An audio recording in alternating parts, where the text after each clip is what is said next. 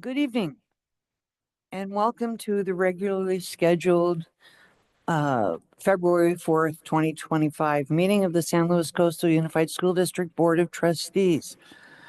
The board met previously in closed session. We discussed one item of anticipated litigation, a personnel review and possible action on employment, and conferred with our labor negotiators, and no action was taken. We have translation services available if there is anyone that requires translation.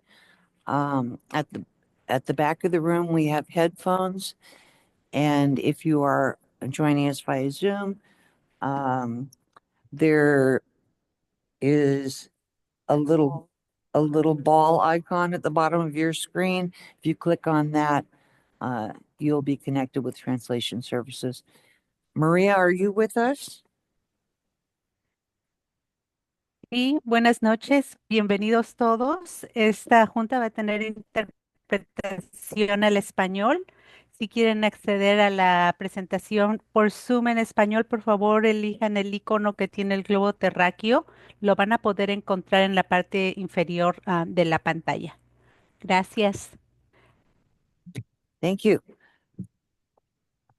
Okay, the board is now in open session, and I believe that all of the board members, all 7 board members, are present.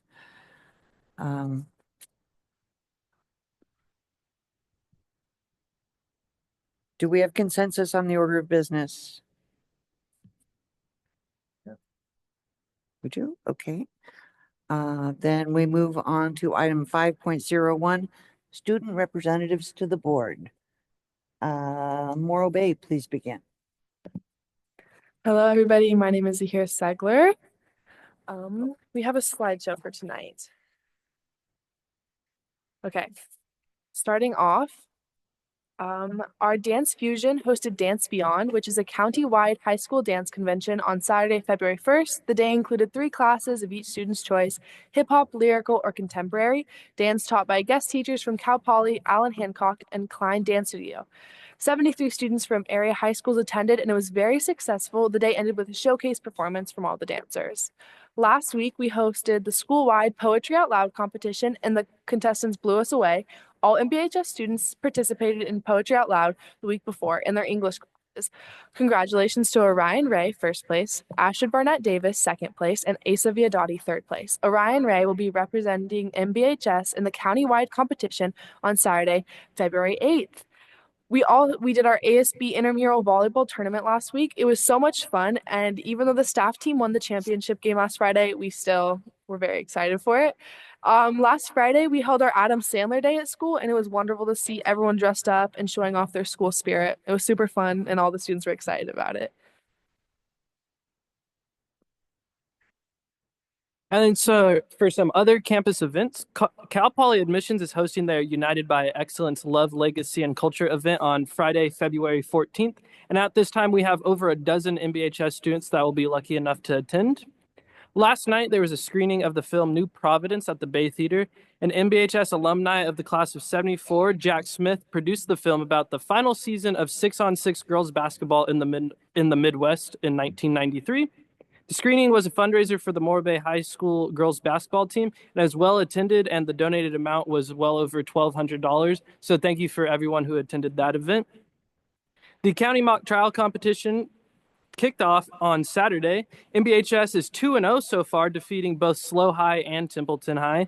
This week, tonight and Thursday, we will compete against Mission College Prep and AG High School. So good luck to our mock trial team for that.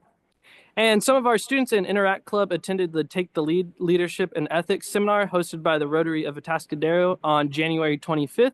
The students participated in activities in the areas of team building, leadership, and ethics, and met other students from Northern County high schools. So it was great for our Interact Club to be a part of that. And lastly, on general school items, our biotechnology students took a field trip to Santa Rita Ranch near Templeton to search for and identify various mushrooms. Next, they will post their observations on the citizen science site, inaturalist.com, and then sequence the DNA from the mushrooms in order to help identify them. So that's a very amazing thing that we're lucky our biotech program gets to partake in. Correspondence at the time. In reference to our sports teams, our annual CIT wrestling tournament, one of the largest high school wrestling tournaments in the nation, was held on the 24th and 25th of January. There were 101 high school teams wrestling and participating. A special shout out to our own Shay Dawson as he placed third in the 138 weight class. Just for perspective, there were over 70 wrestlers in his weight class, so we're very proud of Shay. Winter seasons are in their final stages. We had senior nights for wrestling, boys basketball. This Friday, there'll be a senior night for boys soccer, and Tuesday is a senior night for girls basketball next week. Teams are doing well in league play and most likely will be in the playoffs, and we can't wait for the start of spring sports. So thank you for giving us the opportunity to share tonight. And now we give it on to Slow.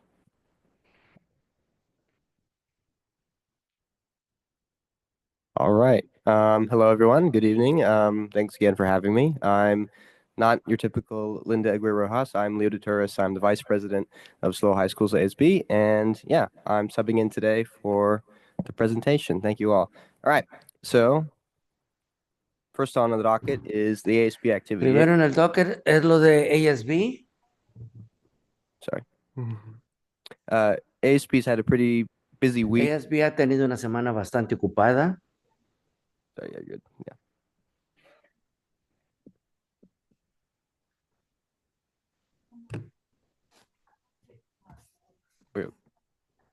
Okay.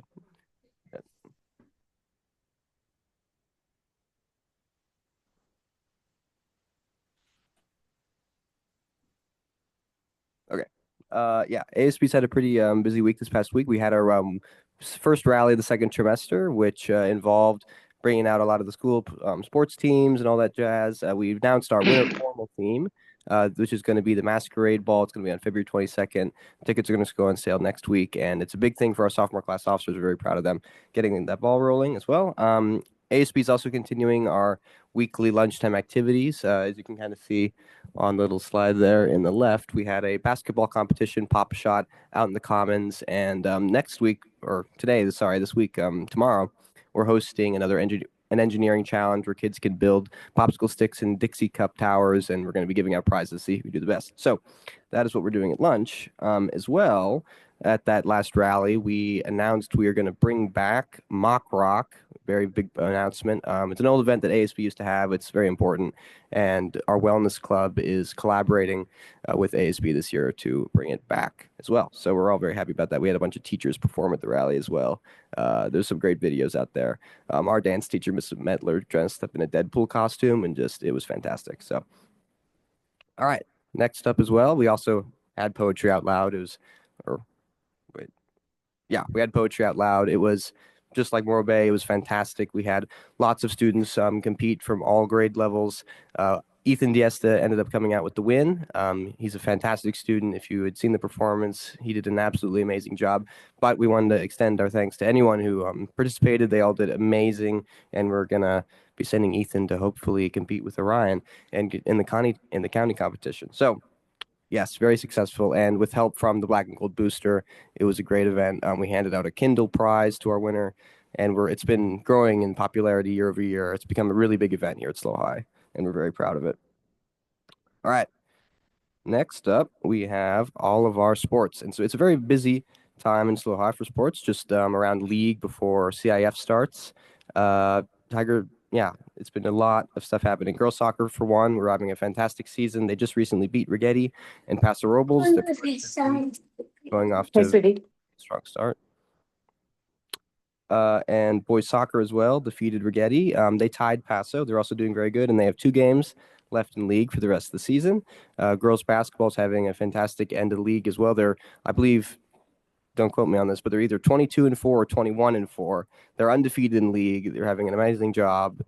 If they win their next 2 games, they'll go on to their first league title I think since 2003. So it's a very big game this Friday. If you have the time, please come out to the Tiger Gymnasium.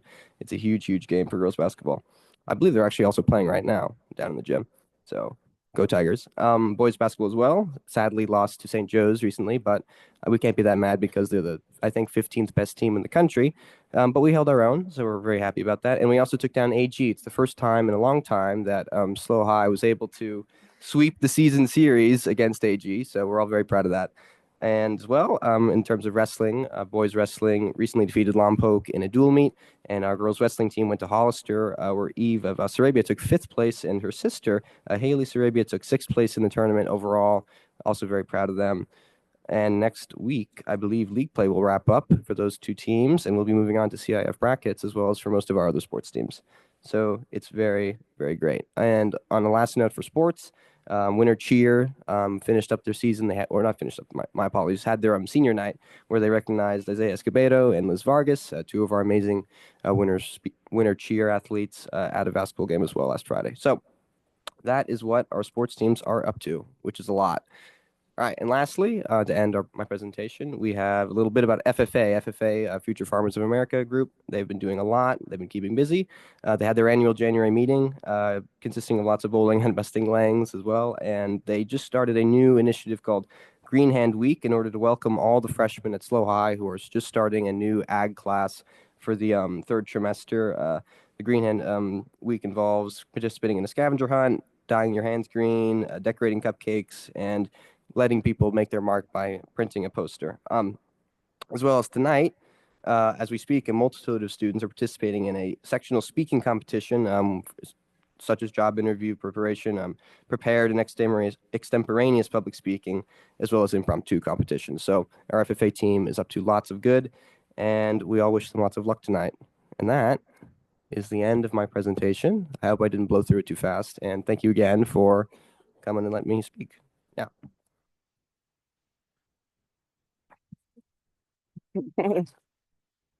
Are there any board questions for our student reps? Well, seeing none, then thank you very much for coming. As always, you are welcome to stay and participate in the meeting, but we're mindful that you have other obligations as well. So feel free to leave us now with our thanks. Thank you. Moving on, we have item 6.01, which is correspondence.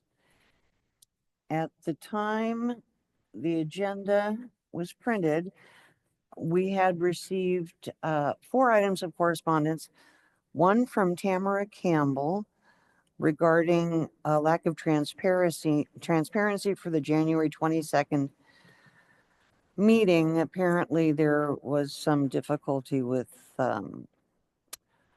being able to submit the request to speak via Zoom at that meeting. Lee Clark regarding the removal of funding for TK classes. Nancy Reed with some helpful ideas. And Amber Wilkerson proactively thinking about special education, the budget, and what is best for students and families. So we thank you all for corresponding with us. The next item is item 6.02, public comment. Before we embark on public comment, I would like to see what the board's pleasure is, anticipating that there will be significant comment tonight, and also that we want to be able to engage in a robust board discussion of our budget issues. I'd like to propose that we limit public comment to 2 hours. And then halt public comment and proceed with the board's discussion. What is the feeling of the board?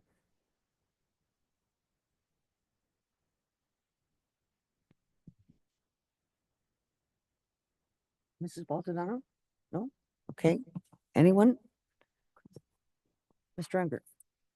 I am in favor of having a stop in 2 hours However, I would at that time like to see how many folks still wish to speak and think that we may need to, at some point, limit public comment from 3 minutes to 2 minutes. Okay, at what point would we gauge that? we- I think at 2 hours, why don't we stop the public comment and then have a discussion with the board and see what's left on the agenda, how many people want to speak to us, and then make a decision from there, because we do want to hear from everybody.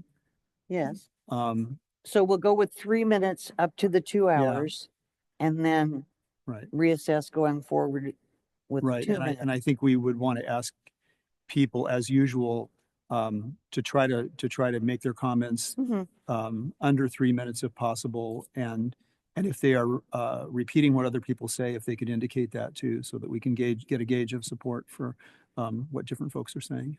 Mrs. Baldonado? That makes sense to me. And what I was going to also propose, I just want to also point out, as it's printed in our agenda, we typically do have the prerogative to limit public comment to 20 minutes per agenda item. So it's a significant increase from our norm. But I do agree that it would be good to pause at 2 hours, see how much is left, and then make another adjustment at that point. Okay. Mr. Buckman? Yeah, and also I'd like to think about adjusting it to 2 minutes at the beginning, and that ultimately that'll probably allow more people to speak. So that's just throwing it out there. Okay, well, what do we think about that? I guess I'd be interested in seeing how many people who are here right now plan on speaking, and then we can make a judgment from there. I'm sorry, what? How many on Zoom? And how many, yeah, and I guess we get a sense on Zoom too, so if we could sort of get a sense for how many people actually want to speak, I think then we could decide whether a 2 or 3 minute limit would be best at this point. Okay, well, I anticipate that most of the people who are present will be wanting to speak to item 9.01. I don't know how much Under general public. general public comment we will have tonight. 10 now, and if people would be so kind as to fill out a yellow sheet so we can accurately gauge. So you have 10 people currently for general public For- comment? Present in the room, and if those of you who may wish to speak would be so kind as to fill out a yellow form so we can more accurately gauge as we proceed with making a decision as to how to do this. And then I don't know, Ms. Dawson, is there a way to get a sense on Zoom as to how many may wish to speak? So, do you mind if I do that? If those of you who are anticipating wishing to speak via Zoom, would you please use the raise your hand icon so we can do a quick count? For general public comment or for at all. I mean, we'll divvy it up. We've got some for general public comment and some for the budget item. But if you would click on the raise your hand, that'll let us know where we stand as we make a decision as to how to best use the public's time and the board's time.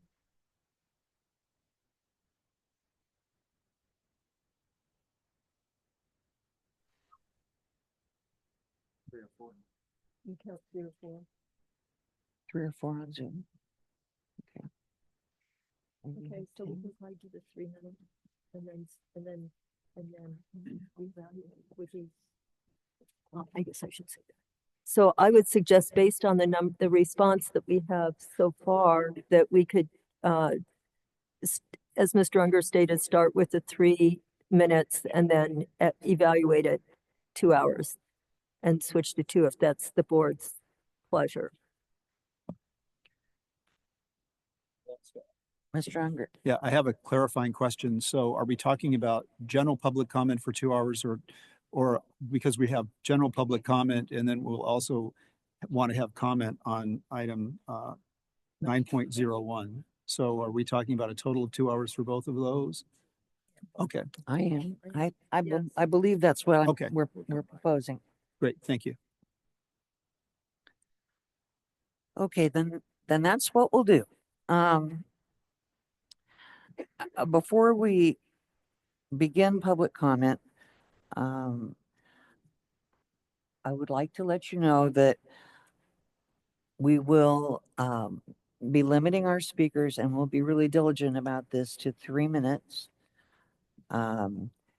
If someone else has already expressed what you were hoping to express, it's possible to save some time by just raising your hand as they speak and acknowledging them, and we will be aware then that you are expressing the same issues or concerns. We will take the public comment of those present in the room first, and then we'll move to Zoom. Okay? And then written public comment, if there is any. Okay, Mrs. Sheffer. Okay, thank you. In order to save a tiny bit of time, I'm going to read out 3 names. This is for the general public comment section of our program tonight. And then you can be prepared to address this. Jody Peterson, followed by Debbie Highfill, followed by Darcy Castro.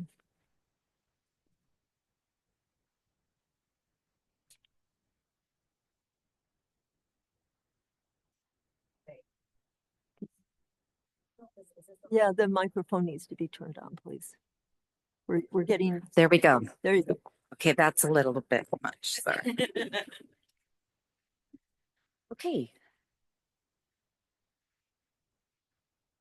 I'm talking about Morrill Elementary. One of the trustees' jobs is to decide the terms and conditions of selling the Morrill Elementary School property. I hope you are considering an option that benefits both the district and the city of Morro Bay. Quote, selling or leasing with option to purchase, the property must be offered to a group of designated entities for park and recreational purposes pursuant to government code. These entities must be allowed 60 days after receiving notice to respond and are also entitled to a negotiation period of 90 days after giving notice to the district of their interest in the property. This requirement cannot be waived. This quote, unquote, this quote is from the Lozano Smith 2021 checklist for sale or lease of school surplus property. If the district accepts a lump sum, the money can only be used for infrastructure or buildings. More advantageous to the district is to lease for 99 years or lease to buy. Accepting payments over time allows the money to be used at the trustee's discretion. It allows for flexibility. The community is also very interested in retaining the soccer fields and playground areas and presses the city to do so. This is an option the board cannot waive. We desire for you to work with us on this. I also raised for consideration whether the property was modernized or improved since October 2nd, 2013 with state funding from the State Allocation Board or SAB. If so, it is our understanding that such money will have to be returned to the SAB if the campus is no longer in the districts. Finally, the question is begged, why is the district removing 4 of your programs and 2 rental programs now at the end of this school year, when the process of getting either the city or some developer's project through the process will take years? Why not maintain the stability of your 4 programs? Why not continue to bring in substantial income from the 2 rental programs? Even if the elementary school property sells sooner rather than later, it will be profitable to the new owner to have money coming in while going through the multi-year planning process with the city. Thanks for listening. Thank you very much.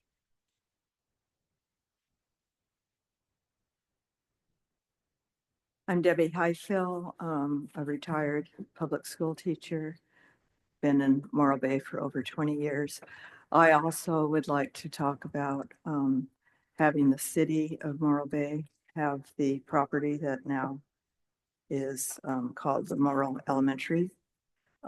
With the district choosing the exempt surplus land option, that requires a waiver from the state's Department of Housing and Community Development, or HCD. The district has already applied to the HCD, but what we don't know is what kind of waiver the district has applied for. It could be exemption number 2, which is about land for affordable housing. The community of Morro Bay prefers option or exemption 3. The land is dedicated to other public uses. The community prefers number 3 because we support the city's previously stated consideration, which was to move city offices to the school grounds. That would free this scenario would free up approximately 2.5 acres of land owned by the city to be used for housing, which we need for workforce and seniors. Making this move allows both preservation of the historic elementary school and the playing fields, and it offers us freed up land upon which we could build the kind of housing our town actually needs. We request that you and your staff be forthcoming with what kind of waiver you seek.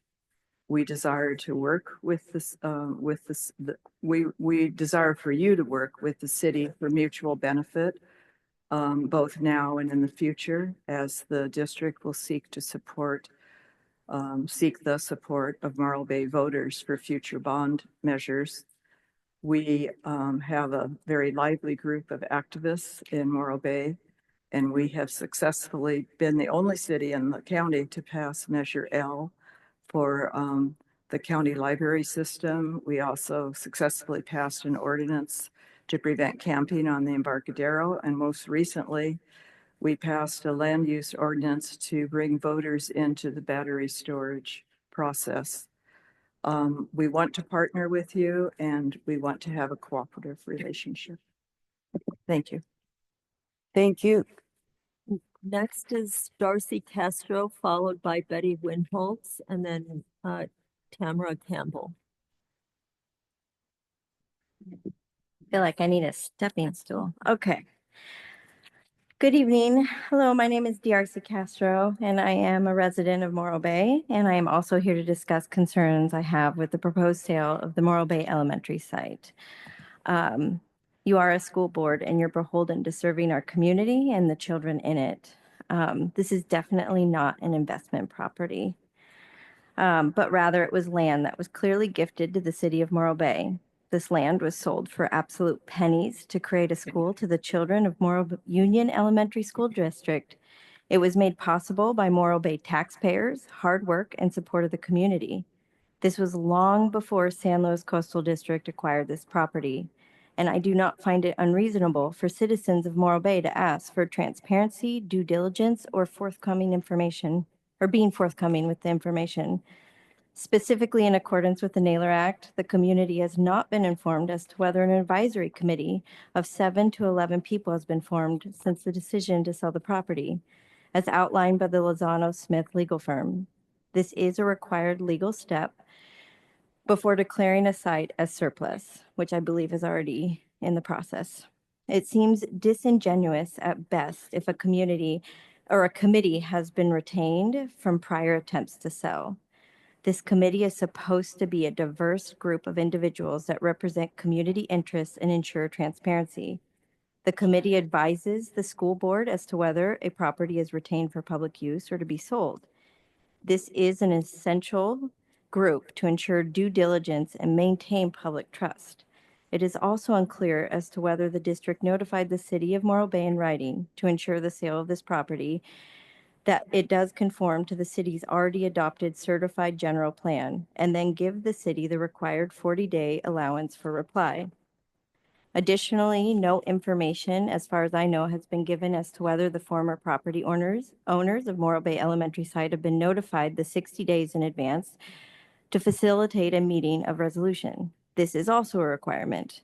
I believe in this instance, it would require a notification to the Quintana family and/or relatives. Your decisions have a deep impact on our city, our residents, and our future. And so I would really like to work with you, the community of Morro Bay. So thank you for your time. Thank you. Betty Winholtz is next. Good evening. My name is Tammy Campbell. Oh, you know, I'm sorry. We have Betty Winholtz Oh, I'm next, and then sorry. you follow after that. You're fine. You're fine. Sorry, Betty. My name is Betty Winholtz and I'm from Morro Bay also. I just want to make sure that you all saw the letter from our city council that said we are very interested. I know that you first received word back in December from our council that we were going to, at that point, not be interested in pursuing purchase of the elementary school. And that since then, with pressure from the community, the council took another vote and sent you, hopefully you all received a copy of our letters, and said that we are interested and are looking forward to working with you, both in terms of the Naylor Act, the 7-Eleven committee. Even though you have an old 7-Eleven committee, my question to you, does that still apply, or 20 years later, do we need to have a new committee? There's lots of questions, the waiver, what kind of waiver? So just to sum up, thank you for working with us. We look forward to this. It will be it'll be a process. And so thank you very much. Thank you. Thank Right. you. Now, Tamara Campbell, who will Sorry be about followed that. by Kristen Eldridge and then Emily Capilano. Hi, my name is Tammy Campbell, and I've been an education advocate for over 40 years. I've served on countless PTAs, site councils, even a Citizens Budget Advisory Committee, a redistricting committee, you name it, I've served on it. I also am a member, a resident in Northern California, and you do not want to go through the budget crisis that we went through. It was the worst in the state of California and made ESPN news in the early 2000s. So we were the school district that wanted to cut sports. So I think communication is key. I appreciate the fact that you guys are willing to extend, but in these particular budgetary times, I want you to think about listening to everybody. Let everybody have a voice. Let them be heard, because sometimes it's really nerve-wracking for people to come up here, especially first-time parents. As a district who needs to make some really impactful decisions in the next few years, because you're going to have to make some big budget cuts. I've looked at your budget. I'm concerned. And one of the things I think you need to do is communication, right? And I want to commend whoever put this together. Great work. This is on the budget, but it's on budget cuts. I think we need to educate the public about how budgets work in the state of California. School districts are underfunded and are in the process of trying to survive. So I would like to ask that you start a Citizens Budget Advisory Committee composed of your district CFO, one representative from each one of your unions so they can be heard, 1 to 2 parents from each educational level, high school representatives, their leaders in their communities, and business leaders working together to understand the budget and get the information out, because you guys have very few years before you're going to have to make some drastic cuts. And I know what it's like to close a school. I was one of those members in the committee to close a school on behalf of the other 28,000 students in the district. And it's a hard thing to do. But we need to educate people about your basic aid district, your restricted versus unrestricted, the cost of staff compensation, understanding maturation cycles and economies of scale. I would like to know if you school board members attend city council meetings on a regular basis and report out, so you get on their minutes, so those citizens hear. And I do want to say something that might be a little controversial, but I'm wondering about the sale of the property. Maybe it's time we think about the retention of your employees and maybe building housing for them, because this area is getting really expensive. I'm telling you, I'm looking at the prices and I'm just shocked. So teaching citizens is really key and really important. I'm here to help. Right. Next is Kristen Eldridge. Hi, I'm Kristen Eldridge. I am a teacher and proud parent at Hawthorne Elementary. And on Monday morning, we had our principal Tricamo, presented to us our achievement session in the library there at Hawthorne, the library that's half under construction, and it's exciting and crazy and chaotic, but it was really an exciting moment to see how much we have grown and achieved in the last 4 years. The data was there in front of us, and one of the slides that really stuck with me was about our counseling program. And I know I've been at Hawthorne for, I believe this is my 9th or 10th year, and our school counselor, Kara Shipcott, is just an invaluable resource to me and our staff and our students. And the data there was amazing. She's doing small group sessions. She's doing individual sessions. She's teaching lessons in classrooms. She has met with 800, I believe the number was 830 students. Now we only have like 450-ish students, but 830 student contacts. And I quickly was like, wait, this is like the 103rd day of school. So how is this? It's just amazing. She, of our high-risk students, she has met with 98% of them, of our high-risk students. I know she gets our students through the day. She gets me through the day. She gets our staff through the day with her wonderful laugh that I can hear all over campus. And I just hope and pray that we have her on our team next year. And I also just want to say that over the years, Hawthorne has had some openings that have been tricky to fill.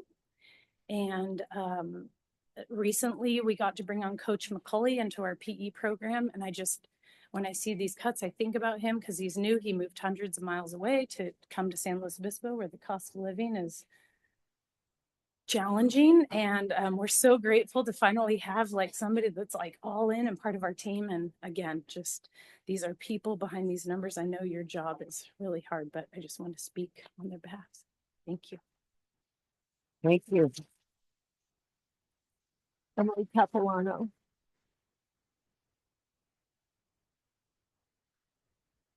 Hi, I'm Emily Capilano, a second grade teacher at Hawthorne, and I'm the vice president of the Teachers Union. Members of the board and everybody here, I'm here really in support of our 7,000 plus students that are more than likely will be affected by and greatly affected by our proposed cuts in counseling. As you know, by the data that our district requires our counselors to compile, our students need and greatly utilize our counseling services. This has evolved through the post-pandemic era to a place where our students are receiving proactive care, support, and tools to assist them through difficult times they encounter. Cutting counseling, which will result in a 2 to 3 day program per week, will not serve students when they need support. Comparing the pre-pandemic counseling service, which was, as you know, 2 to 3 times a week, to the current services uncovers the true needs of our students on a Monday through Friday basis. Cutting counseling turns it into a Tuesday, Thursday, or Monday, Wednesday, Friday program. Tell that to a grieving student. We don't have a counselor here today. We can't help you. We have no one to help you, to take you for an hour when you're crying because you miss your mom, who's not alive anymore. Who will support that child? Who will support our 20-something children who need support daily at our schools? Thank you. Thank you. So I would ask at this time, is there anyone else in the room who wishes to address the board on general public comment? If so, please approach and state your name, and then we'll go to Zoom.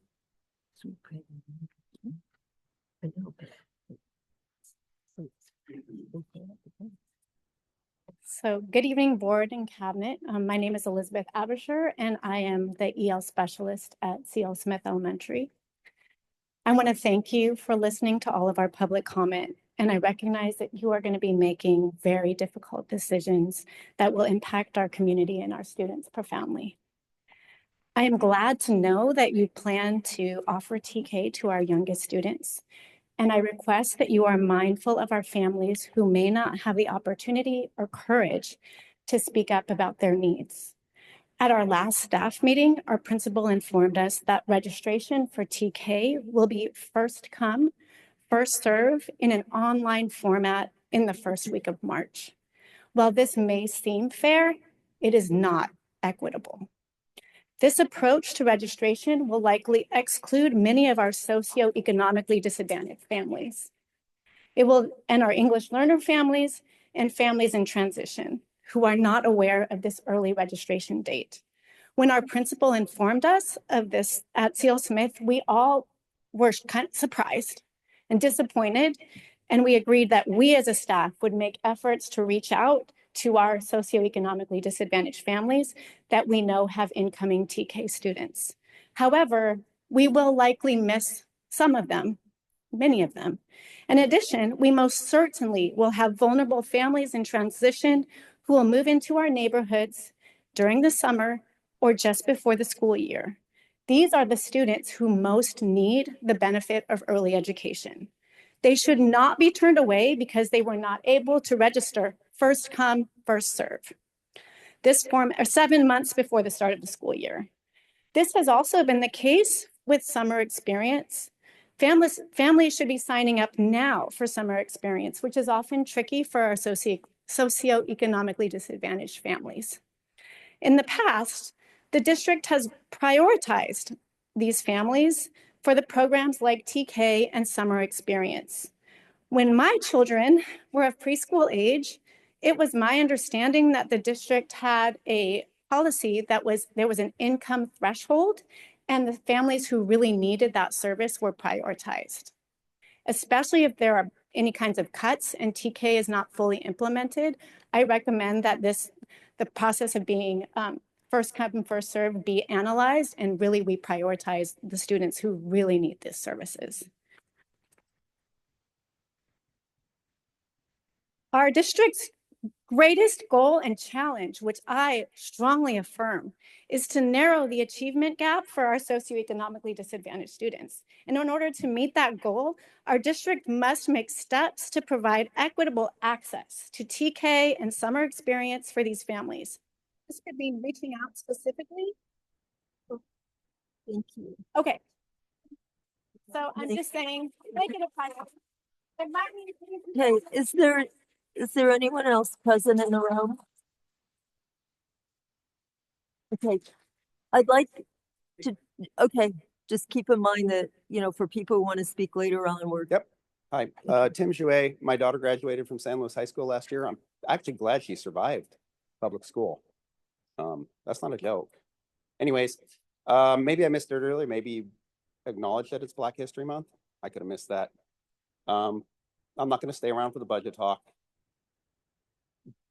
Maybe, referencing what Elizabeth said, maybe some of our problems will be cured by immigration's customs enforcement. I don't know if that's a big thing on the school board's minds, but I was at the last meeting previous, and all I saw was dour faces talking about the budget. We're talking $5 million. That's what, 4 houses in San Luis Obispo. I would like to see you people angry and fighting for children.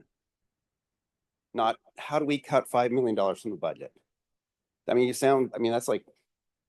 That's what they're doing at the federal government. We're tearing it down right now. I would love it. I don't know, maybe nobody will get on board. I love what she said about going to city council and pointing it out. The city of SLO right now is figuring out how to hire more police officers. Cal Poly's figuring out how to control Cal Poly students, up the budget there. I know you have zero public support generally, and I'm sorry for that. And I'm one of the guilty parties, but God, I'd love to see you guys angry about this, not just going down the list and seeing which people are going to have to cut. So thank you.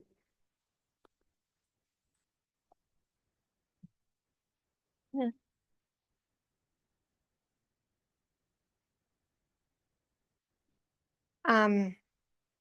I spoke briefly at the last meeting, but I felt compelled to come here again and represent a population of our community, families who have children receiving special education services. Would you state your name, please? Yes, sorry. Sarah McGraw. I am a parent of a child at Laguna Middle School, San Luis High School. I am also a service coordinator for the Tri-Counties Regional Center and have a caseload of 80 children with disabilities who I advocate for. First, I want to ask a question. For those who are willing to share in the whole room, can you raise your hand if you have or are in a close friends with a child receiving special education services? Okay, well, that's good. That's good because I found often that in speaking about, equity and inclusion, so often disability, neurodiversity is often the last thing mentioned unless you have a connection to it. So I'm happy to see that there's a lot of people here. It takes a village to raise a child, we know that. And when your child has special education supports, that village has to be even larger. I think a lot of parents might not have been super clear with a handout on the agenda, for example, where paraeducators fall. And I know that the agenda mentions some areas such as student support specialists and instructional aides. I tried to reach out to as many parents as I could to encourage them to attend tonight, but the wording wasn't clear necessarily how much this would affect our children receiving these supports. I was going to say that I know that with the Individuals with Disabilities in Education Act, we have federal protection for our students, but now even that is in question.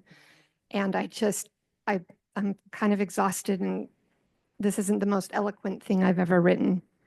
But least restrictive environment is part of that law, and it says that children be educated to the maximum extent appropriate with their peers without disabilities.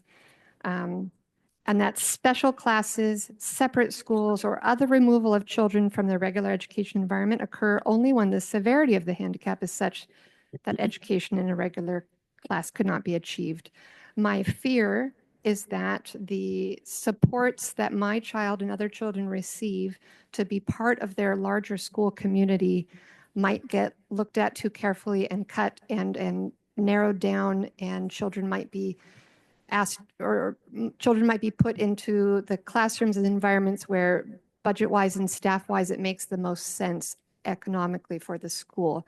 Perhaps putting them into those special day classes in those smaller classrooms when so many of our children benefit from a larger environment and having that educator support. I'm almost done. I know we can do better. I will end it there because but my son did want to say something very briefly that he just wrote about the paraeducator support he has received over the years at both Pacheco Elementary. He can speak, and but Laguna. your time is up. So we'll start the clock again, please. And if you could state your name, please. Hi, my name is Liam. I was McGrath, my mom. And I wrote, Miss V is the educator, is my teacher, and Ethan is my classmate in school. And Master Claudia is the educator, my teacher in Pacheco Elementary School, and I miss you a lot, and I wish I would go. Thank you. Thank you.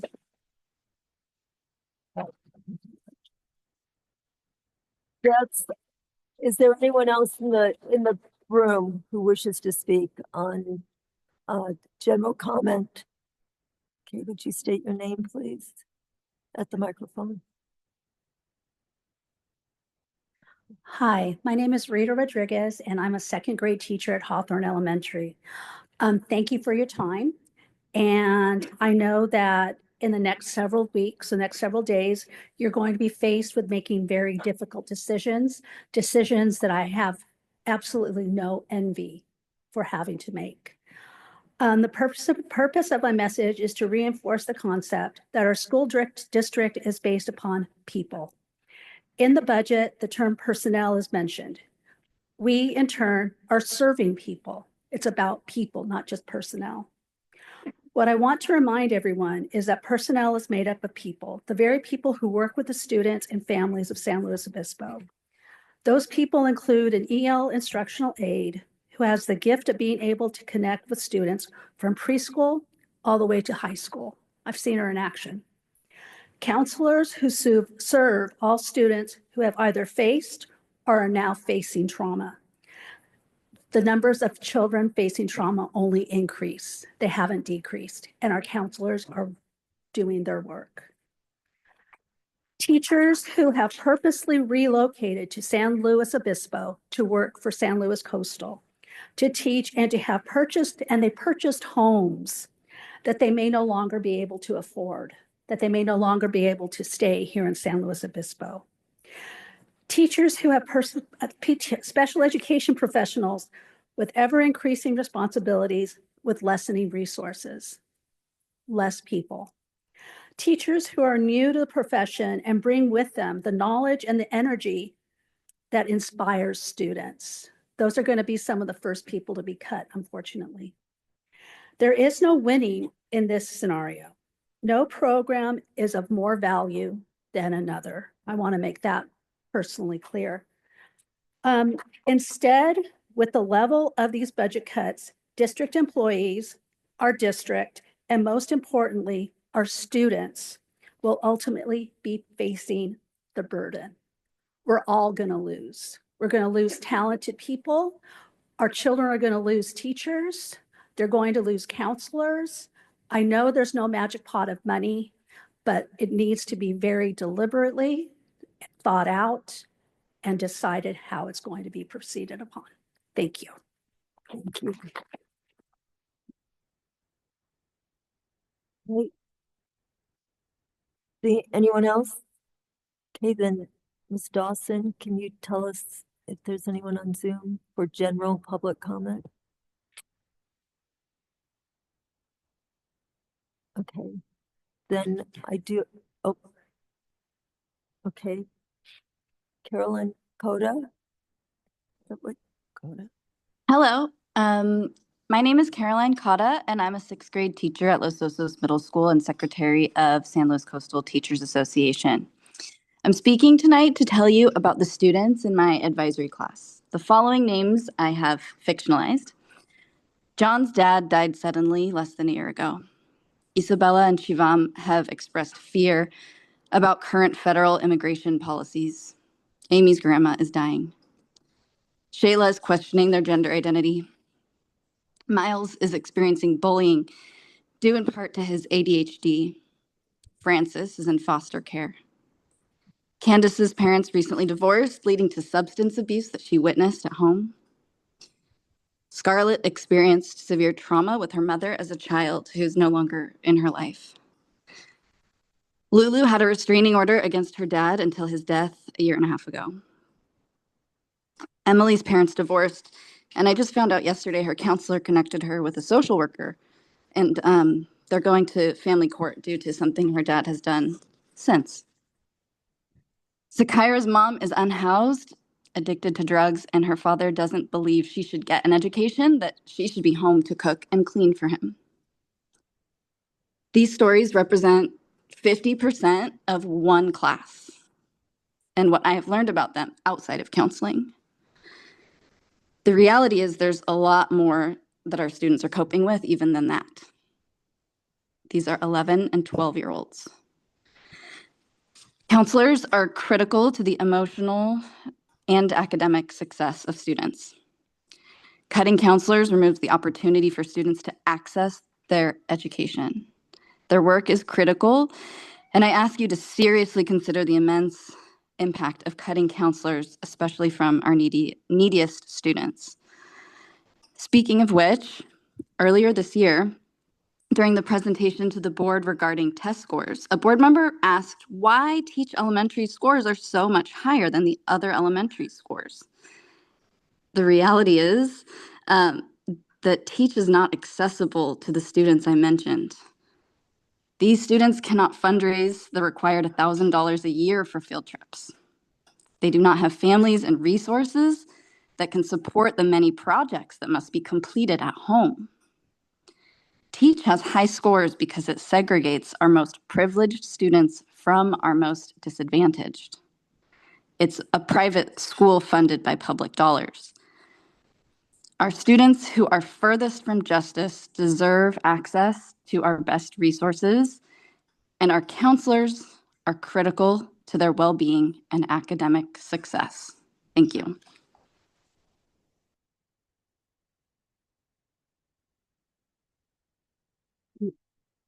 That's all I have, Mrs. Roger, for general public comment.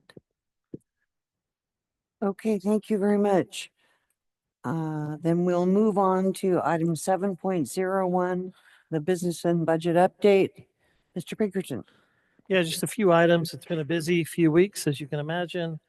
I did attend a Morro Bay Planning Commission meeting last Thursday.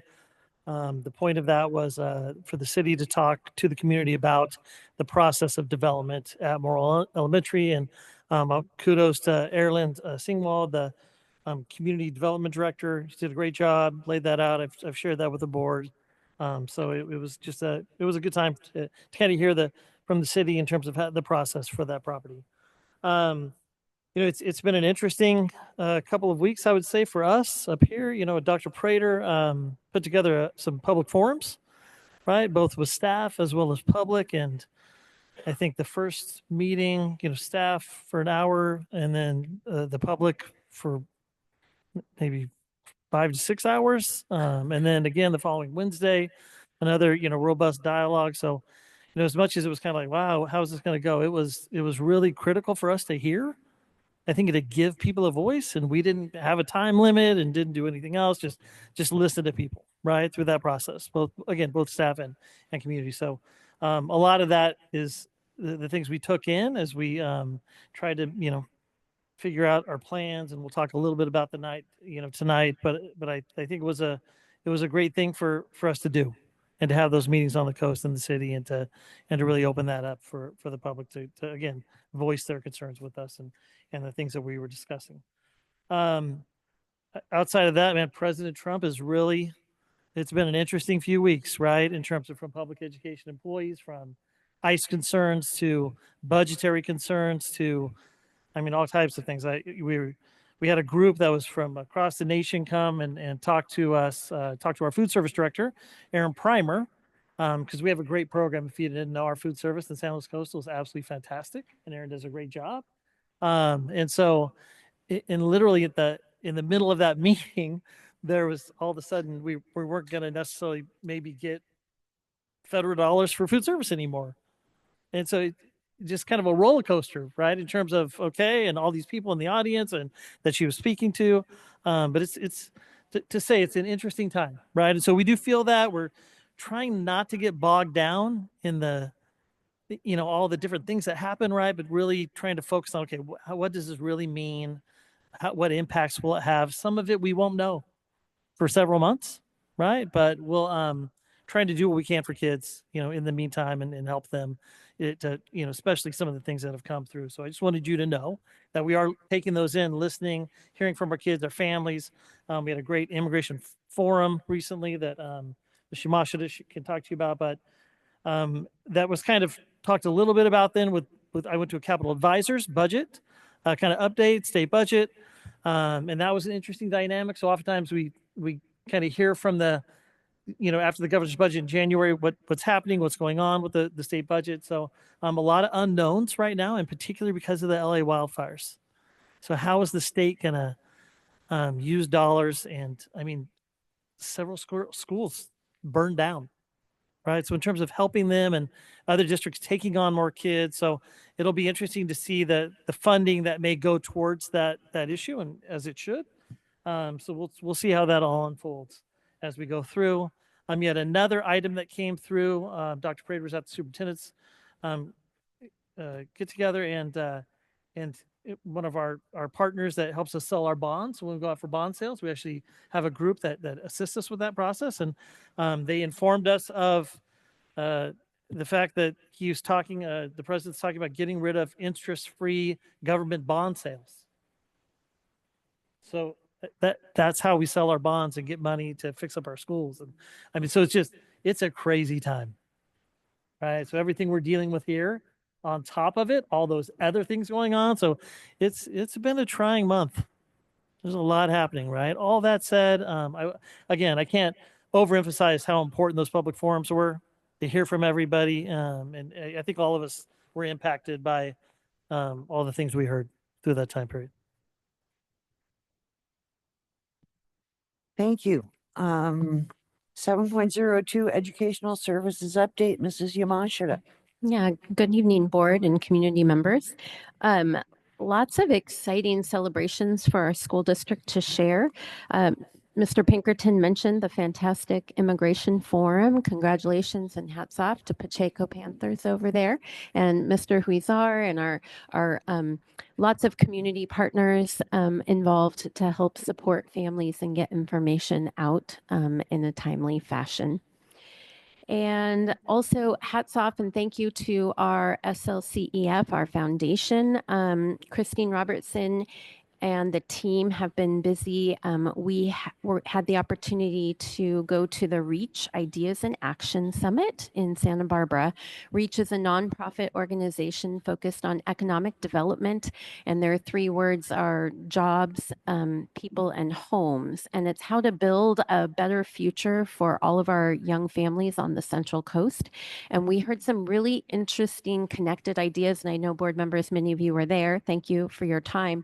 But some blue laser fusion company is going to be hiring 500 employees, and Amazon has a gigacomputer that they're building here on the Central Coast. And there was another SpaceX was there talking about all the jobs and how they've gone from doing one launch every year to doing one launch every 3 days. And there was a professor there talking about exactly why Vandenberg is the perfect and only spot on the whole Earth to get things in the right orbit.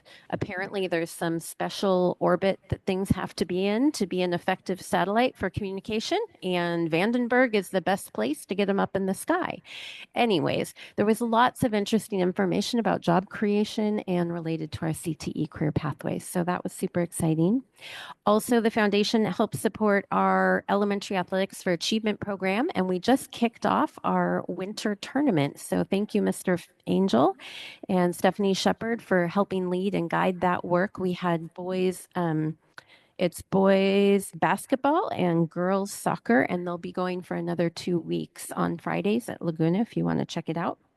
In addition to that, we've had multiple principal meetings. I've done site visits. I also got to visit YMCA's program at Monarch Grove for our before school and after school care, as that became a great point of celebration and need for our community at large. I was able to learn more about the educational programs that are going on during our before and after school care. We had our board policy subcommittee meeting to try and continue the actual development of new and updated board policies to keep them timely, as well as attending the budget town hall, which of course created an opportunity to meet with many individual community members at large as well to answer questions and help them understand and get feedback. And finally, in the fall, I had the opportunity to work with our Future Ready and Healthy Technology Implementation Task Force with parents and staff, and we drafted a 3-year implementation plan. And so I'm just now beginning to work with our internal team on the long list of things we're going to do, who's going to do what, and when we're going to do it all. So it's exciting times. Oh, and just yesterday, we received notification that Pacific Beach High School has been named a model continuation high school for the state of California for their excellent job. And more information to come. There's a celebration dinner gala coming up in April. We'll get more information out to you and the public, as well as we'll definitely do some kind of celebration event locally at the school so the students and staff can celebrate. But we're super proud of Mr. Dowler and his whole Pac Beach team. Absolutely. Thank you so much. Back to Mr. Pinkerton, Measure C updates. Yeah, so on the Measure C front, we did receive word on a couple of OPSC grants. As the board knows, with Measure D, we went out for a lot of matching funds for the state. And so the nice part about receiving those 15-day letters, it's basically like putting us into line to receive potential matching funds. And so though we're done with Measure D, those monies will come in and will help supplement, of course, our need for projects and funds through through Measure C, that we have more projects than we have funds, even, which is crazy considering we have a $349 million bond measure. But there's a lot of work to do at 10 elementary sites and 2 middle schools and Pac Beach. The process continues with DSA to be really slow.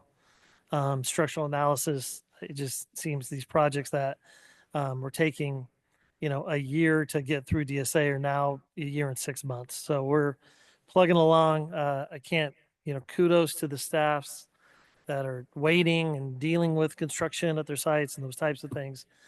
We are trying our best to make it happen as quickly as possible through that process. So I'll be updating the board very soon on Measure C at our next study session. Thank you. Okay, item 8.01 is a resolution. Mr. Pinkerton. Yes, this resolution kind of goes along with that same Prop 2, which is a state bond measure that was passed back in November. Along with, this also ties into developer fees.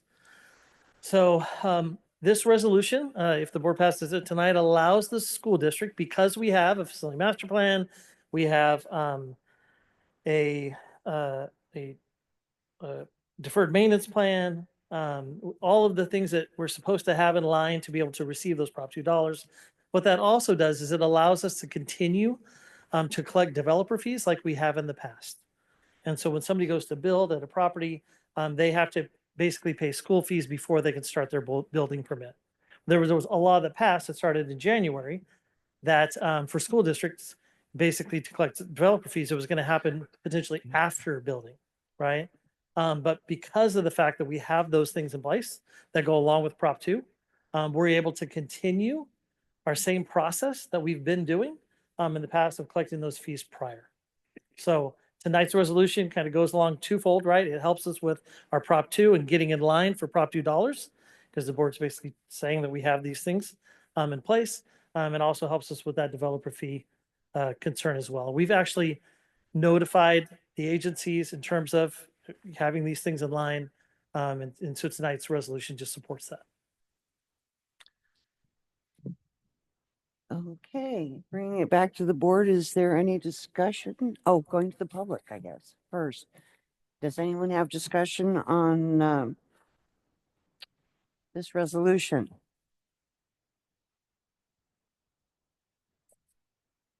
And no one on Zoom? Okay, then I'll bring it back. Is there board discussion? Then I'm seeking a motion. Mrs. Beltran. I'll just note that there's a lot of legalese in the resolution, and so it was drafted and approved by legal counsel. It's basically, there's a mechanism for us to use the procedure we've been using up until now to receive those developer impact fees prior to development, as opposed to having to wait under a new law till after development, because we already have some procedures in place. So it's complicated, but it makes sense. And so unless there's any more discussion, I move to approve resolution. I'm looking for the number. 1824. 25. I'll second that. Okay, so I have a motion by Mrs. Baltodano, second by Mr. Clausen. This is a roll call vote. Mrs. Baltodano? Yes. Mr. Clausen? Yes. Mr. Buckman? Yes. Mr. Unger? Yes. Mr. Banfield? Yes. Mrs. Sheffer? Yes. And I'm a yes. Thank you. Passes 7-0. Thank you. Okay, the next item is 9.01, the budget reduction recommendations.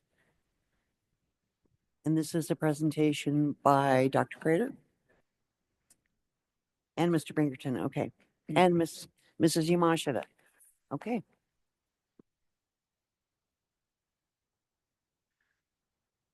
Good evening, board. I spent several days with my colleagues across the state just recently, and I felt like I was getting ready for the Super Bowl. I was getting myself pumped up. I was getting myself prepared to engage a group of superintendents and all the people that come along with superintendents, which are typically people from Sacramento who have an interest in what it is we're doing in K-12 education, TK-12 education.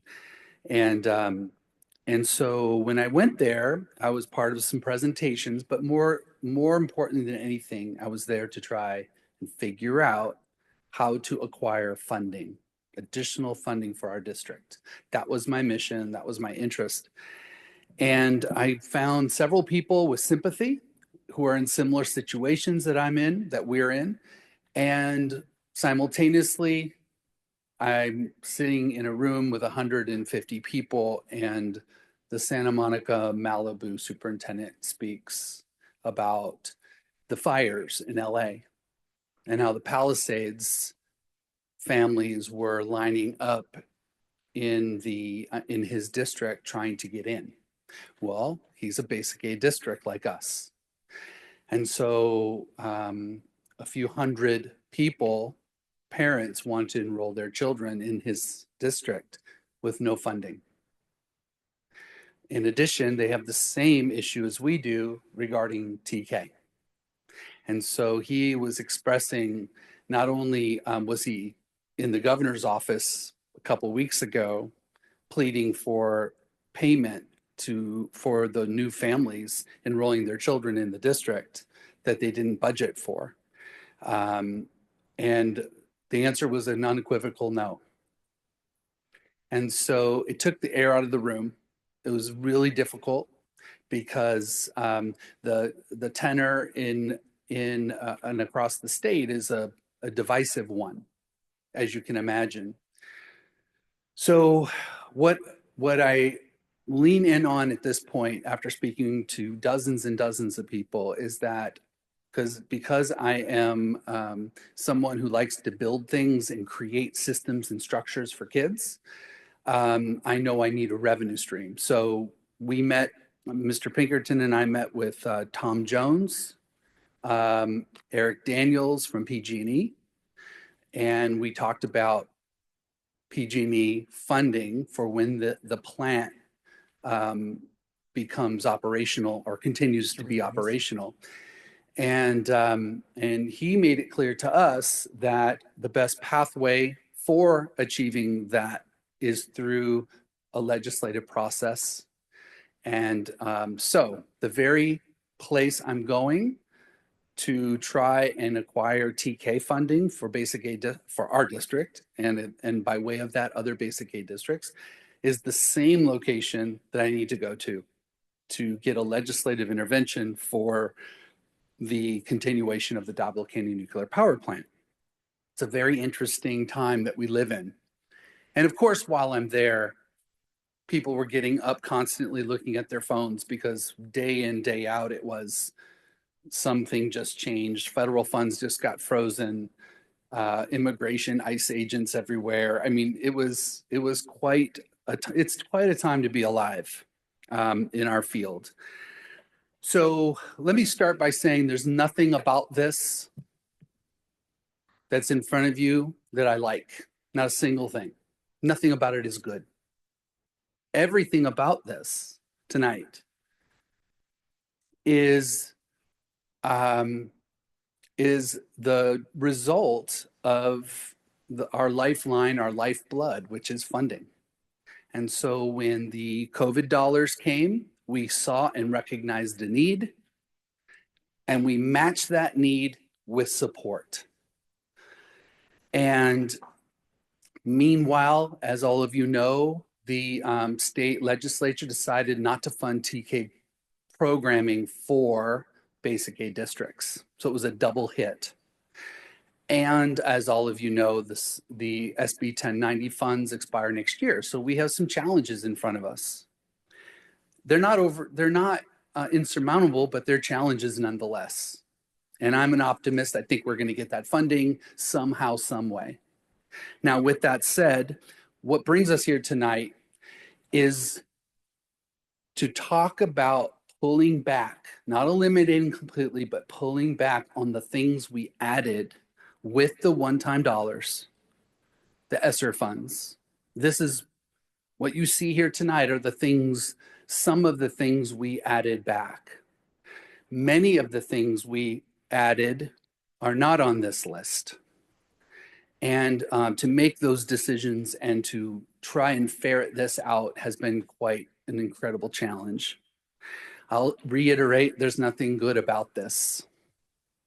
You know, and I'm sorry I'm having to put this discussion in front of you and our community, because I think we have one of the finest districts in California with the finest educators, finest support staff, finest parents.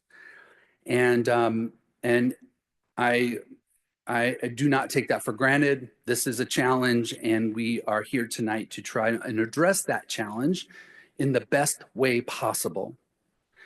And tonight you'll hear from Mr. Pinkerton, who will talk about some of the elements that got us here.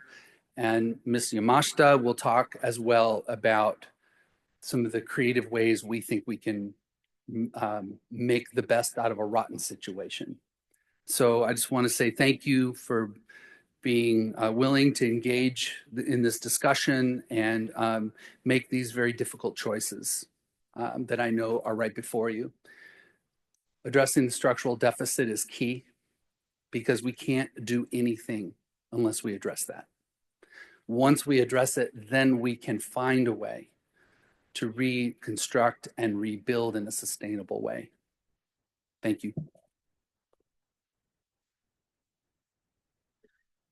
Yeah, so we're going to start with just talking, the first section of this, first couple of pages, and then Ms. Yamashita and myself will kind of trade off on the proposed potential reductions, and then, of course, hear from the public, and then this is, again, the time for the board to ask questions and tie into, kind of these things, right?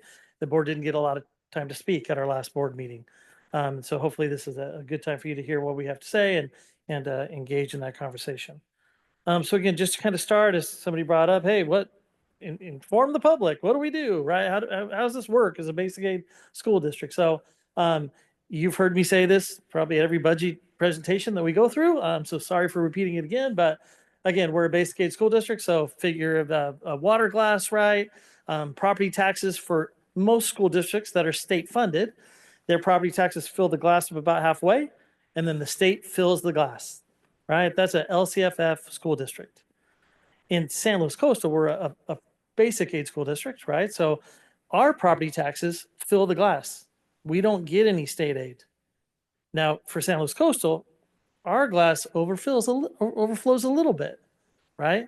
But know that there are other basic aid school districts that have two glasses, right? So that's the part that sometimes people misplace when they look at, basic aid school districts. There's, I think when I first got here, we were like $20 million in the basic aid, and now we're down to 9 and dropping, right? Because as we add more kids, as we grow in terms of enrollment with TK next year, that number will decrease, because there's a lot of state funding that goes into TK.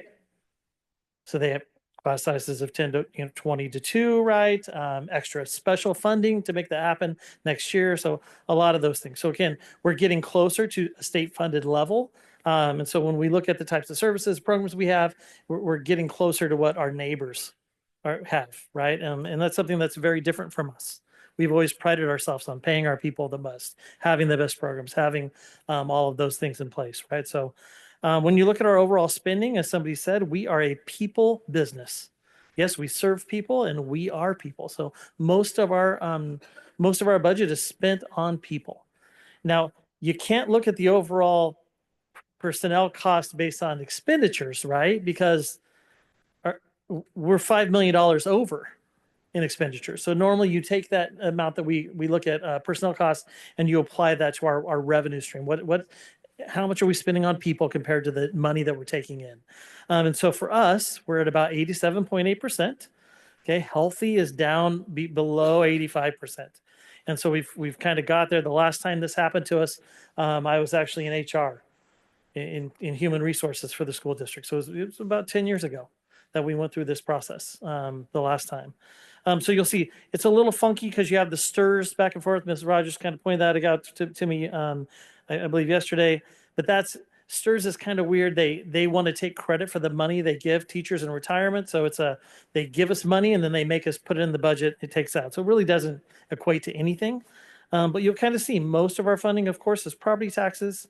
So when we look at these reductions, you'll see at when you look at our expenditures, very little of it is utilities, operating expenses, books and supplies. From benefits, admin salaries, classified salaries, certificated salaries, that is our budget. That is most of it. So we've tried to look for some areas to reduce outside of people, right? And you'll see that as we'll present it tonight. But know that most of the reductions, unfortunately, have to do with personnel, have to do with people. And we'll talk about each of those as we go through. In terms of enrollment, you'll see that we have some slight enrollment growth, but really, compared to 18-19, it's relatively stable. We dropped post-COVID. Parents had choices to go other places, right? Didn't want their kids wearing masks, coming back to school, didn't like online learning, those types of things. And we're getting some of those students back, I would say, over time, but there's still, a little bit dip. And so our growth really has been the influx of new TK students. So each year we've been adding a few months, right? 3 months. Next year we'll add the June, July, August dates, right, for 4-year-olds. So that's why when we've talked about increasing in TK, going from 320 students to about 400 anticipated in the fall. The only other thing I would say, so all of this in terms of as we go through this, no, enrollment hasn't happened. Okay. First I've ever heard about early TK enrollment happening, just so you know. That's not something that, in fact, it was brought up and we said, no, you can't do that. So I'll work with the site and talk about our schools, right, in terms of elementary sites and how that goes, but that should not be happening. Maybe it's again, mistake. We'll talk with sites, but for this exact same reasons that were brought up tonight, we can't ask parents to enroll in February. They're not thinking about school yet. So absolutely, yes, right? So it should be no different than what we've done in the past in terms of enrollment processes, TK, those types of things, right? So no changes from what we've done in the past. But we'll clarify that with principals tomorrow, make sure secretaries understand. We talked to them. We had a secretary meeting and we talked about really keeping track of TK students and making sure we know enrollment's right, because as we start to fill classes, I want to make sure that we have enough staffing and how this is going to work. And so maybe that was interpreted by the secretary to start having people sign up. So I don't know, but I will find out and we'll make sure that that's corrected. In terms of what are the restricted funds, so you see on the right-hand side, I want to make it clear when we have our general fund, right? So that includes state, federal dollars, our local property tax, those types of things. But some funds are restricted. So for example, food service. Food service funds are absolutely separate outside of our budget. So they have to be spent only on food service, only on food, only on meals for kids, right? So all the staffing, everything that goes with food service is all in the food service budget. When we look at our bond measure, those dollars cannot be used for salaries. They cannot be used to fix this problem, to solve issues as we go through. They can only be used on building. Okay, so other things that have been brought up. So again, you'll notice some things we left off of this list. So know that we left things off, right? The things we heard from the public forums, from staff, there are no special ed reductions that we're talking about right now.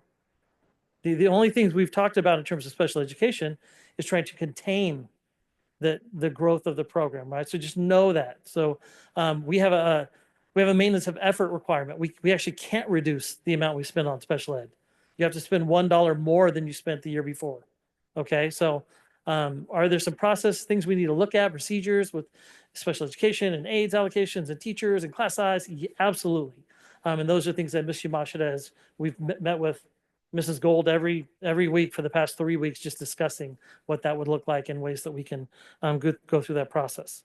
Again, there's some career technical education dollars that are focused in a certain way.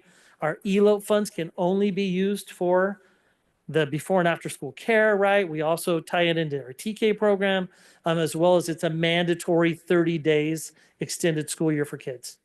That is how ELO funds are spent, TK6 only. Not high school, summer school, not anything else, not middle school, only those things, right? So, and these are all programs that I'm discussing now that are all audited. So auditors come in, they check, they go to school sites, they look at our ledgers, they make sure that funds are spent as they're supposed to. Again, Title I, IDA funds that we talked about, special education. The LCAP itself is something that the board will still go forward with and develop, right? And we'll have our final budget will be done in June. But those funds are focused on our EL, foster homeless youth, economically disadvantaged students. And then lastly, adult school. Adult school for itself, we used to actually give adult school money. I think we gave about $75,000 a year.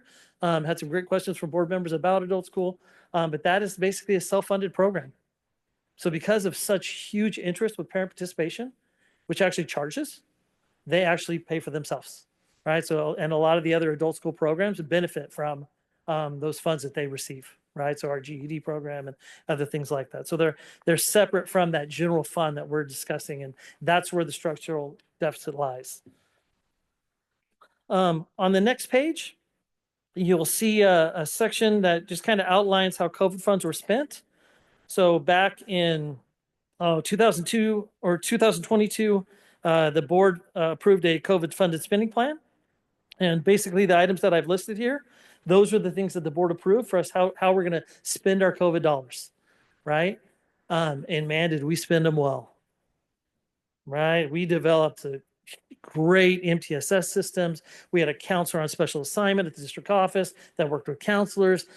TK12, right? A set of programs, teaching lessons, working with kids, more intervention programs, worked with our EL staff, our EL aides, our teachers. I mean, fantastic with these dollars that we put together. And I think we spent them well, which is great. And honestly, I tried to hold off as long as possible before this day would happen. Right. So we received, and again, you can go through some of them, of course, were we paid teachers to come back, and some of our special education staff to work with students in person during COVID, right, in small groups, because it was best for the kids. And so those teachers were given some extra pay for that. Buying computers, we had masks for kids, all those things that went into kind of bringing kids back. But for the most part, most of the funds were established to set up our MTSS programs. Again, we had a principal on special assignment. Laura Storm was here, right, working with our team, developing assessments with kids, looking at common assessments across the district, right? I mean, just a lot of different things that were investments to kind of set the programs. As Dr. Prater said, he likes to establish programs for kids, right, and get those set up. So that was about $13 million. And what I would tell you is, last year's deficit was over 7 million, and this year's proposed deficit is about 5 million. So that's where the COVID funds, right? So we kind of ran our surplus up, and now we've brought it back down where we were. So the problem is now it's not this year, it's next year, right? Where we have a potential structural deficit of about $6.3 million. What Mrs. Yamashita and I are going to speak to tonight doesn't even get us there. So the reductions were so tough as we even went through them. We didn't want to cut anymore. We only got to 5.8 million. We didn't even get to 3.5 or 6.3, right? So that said, there's a lot that can happen between now and June, where we'll look for other things in the budget. We'll see what happens with the May revise, other things, right, in terms of it.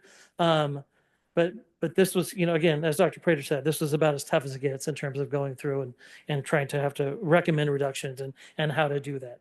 Again, guiding principles of the board, your board goals is fiscal solvency, right? That has always been one of the main goals of the board since I've been here for the past 14, 15 years, is to ensure that we are fiscally solvent and again, trying to keep our reserve levels at a place that's safe, right?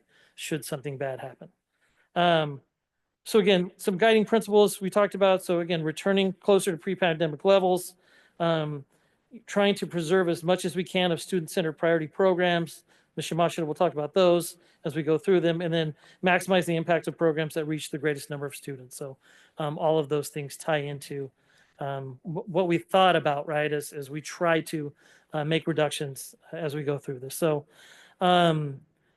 again, I'll start, and I'm going to go through my potential reductions that I will talk about, and then Mr. Yamashita will talk about the others that are on the list. So we'll jump around a little bit, but we'll kind of go through them. So the first one, which is our biggest item, right, that we talk about when reductions, again, total reductions, again, projected right now.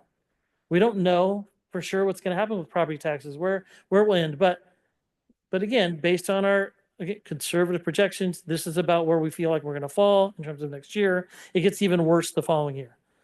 I don't want to go there yet, right? I think it's just, let's focus on 26, 27 or 25, 26, and not the following year at this time, right? Though that will be something that we'll have to consider and as we move forward once we hear from the governor with the May revise.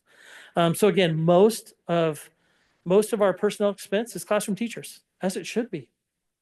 As it should be, right? So we have kept class sizes really low as a school district over the past 5 years and focused on that, right? I mean, I think we added 3 classes in August last year to not have combination classes at several of our schools. Now, I will tell you, there are teachers in this room right now that have 34 kids in their 5th grade class. And they'll be like, Pinkerton, what? Low class sizes? You haven't been in my class.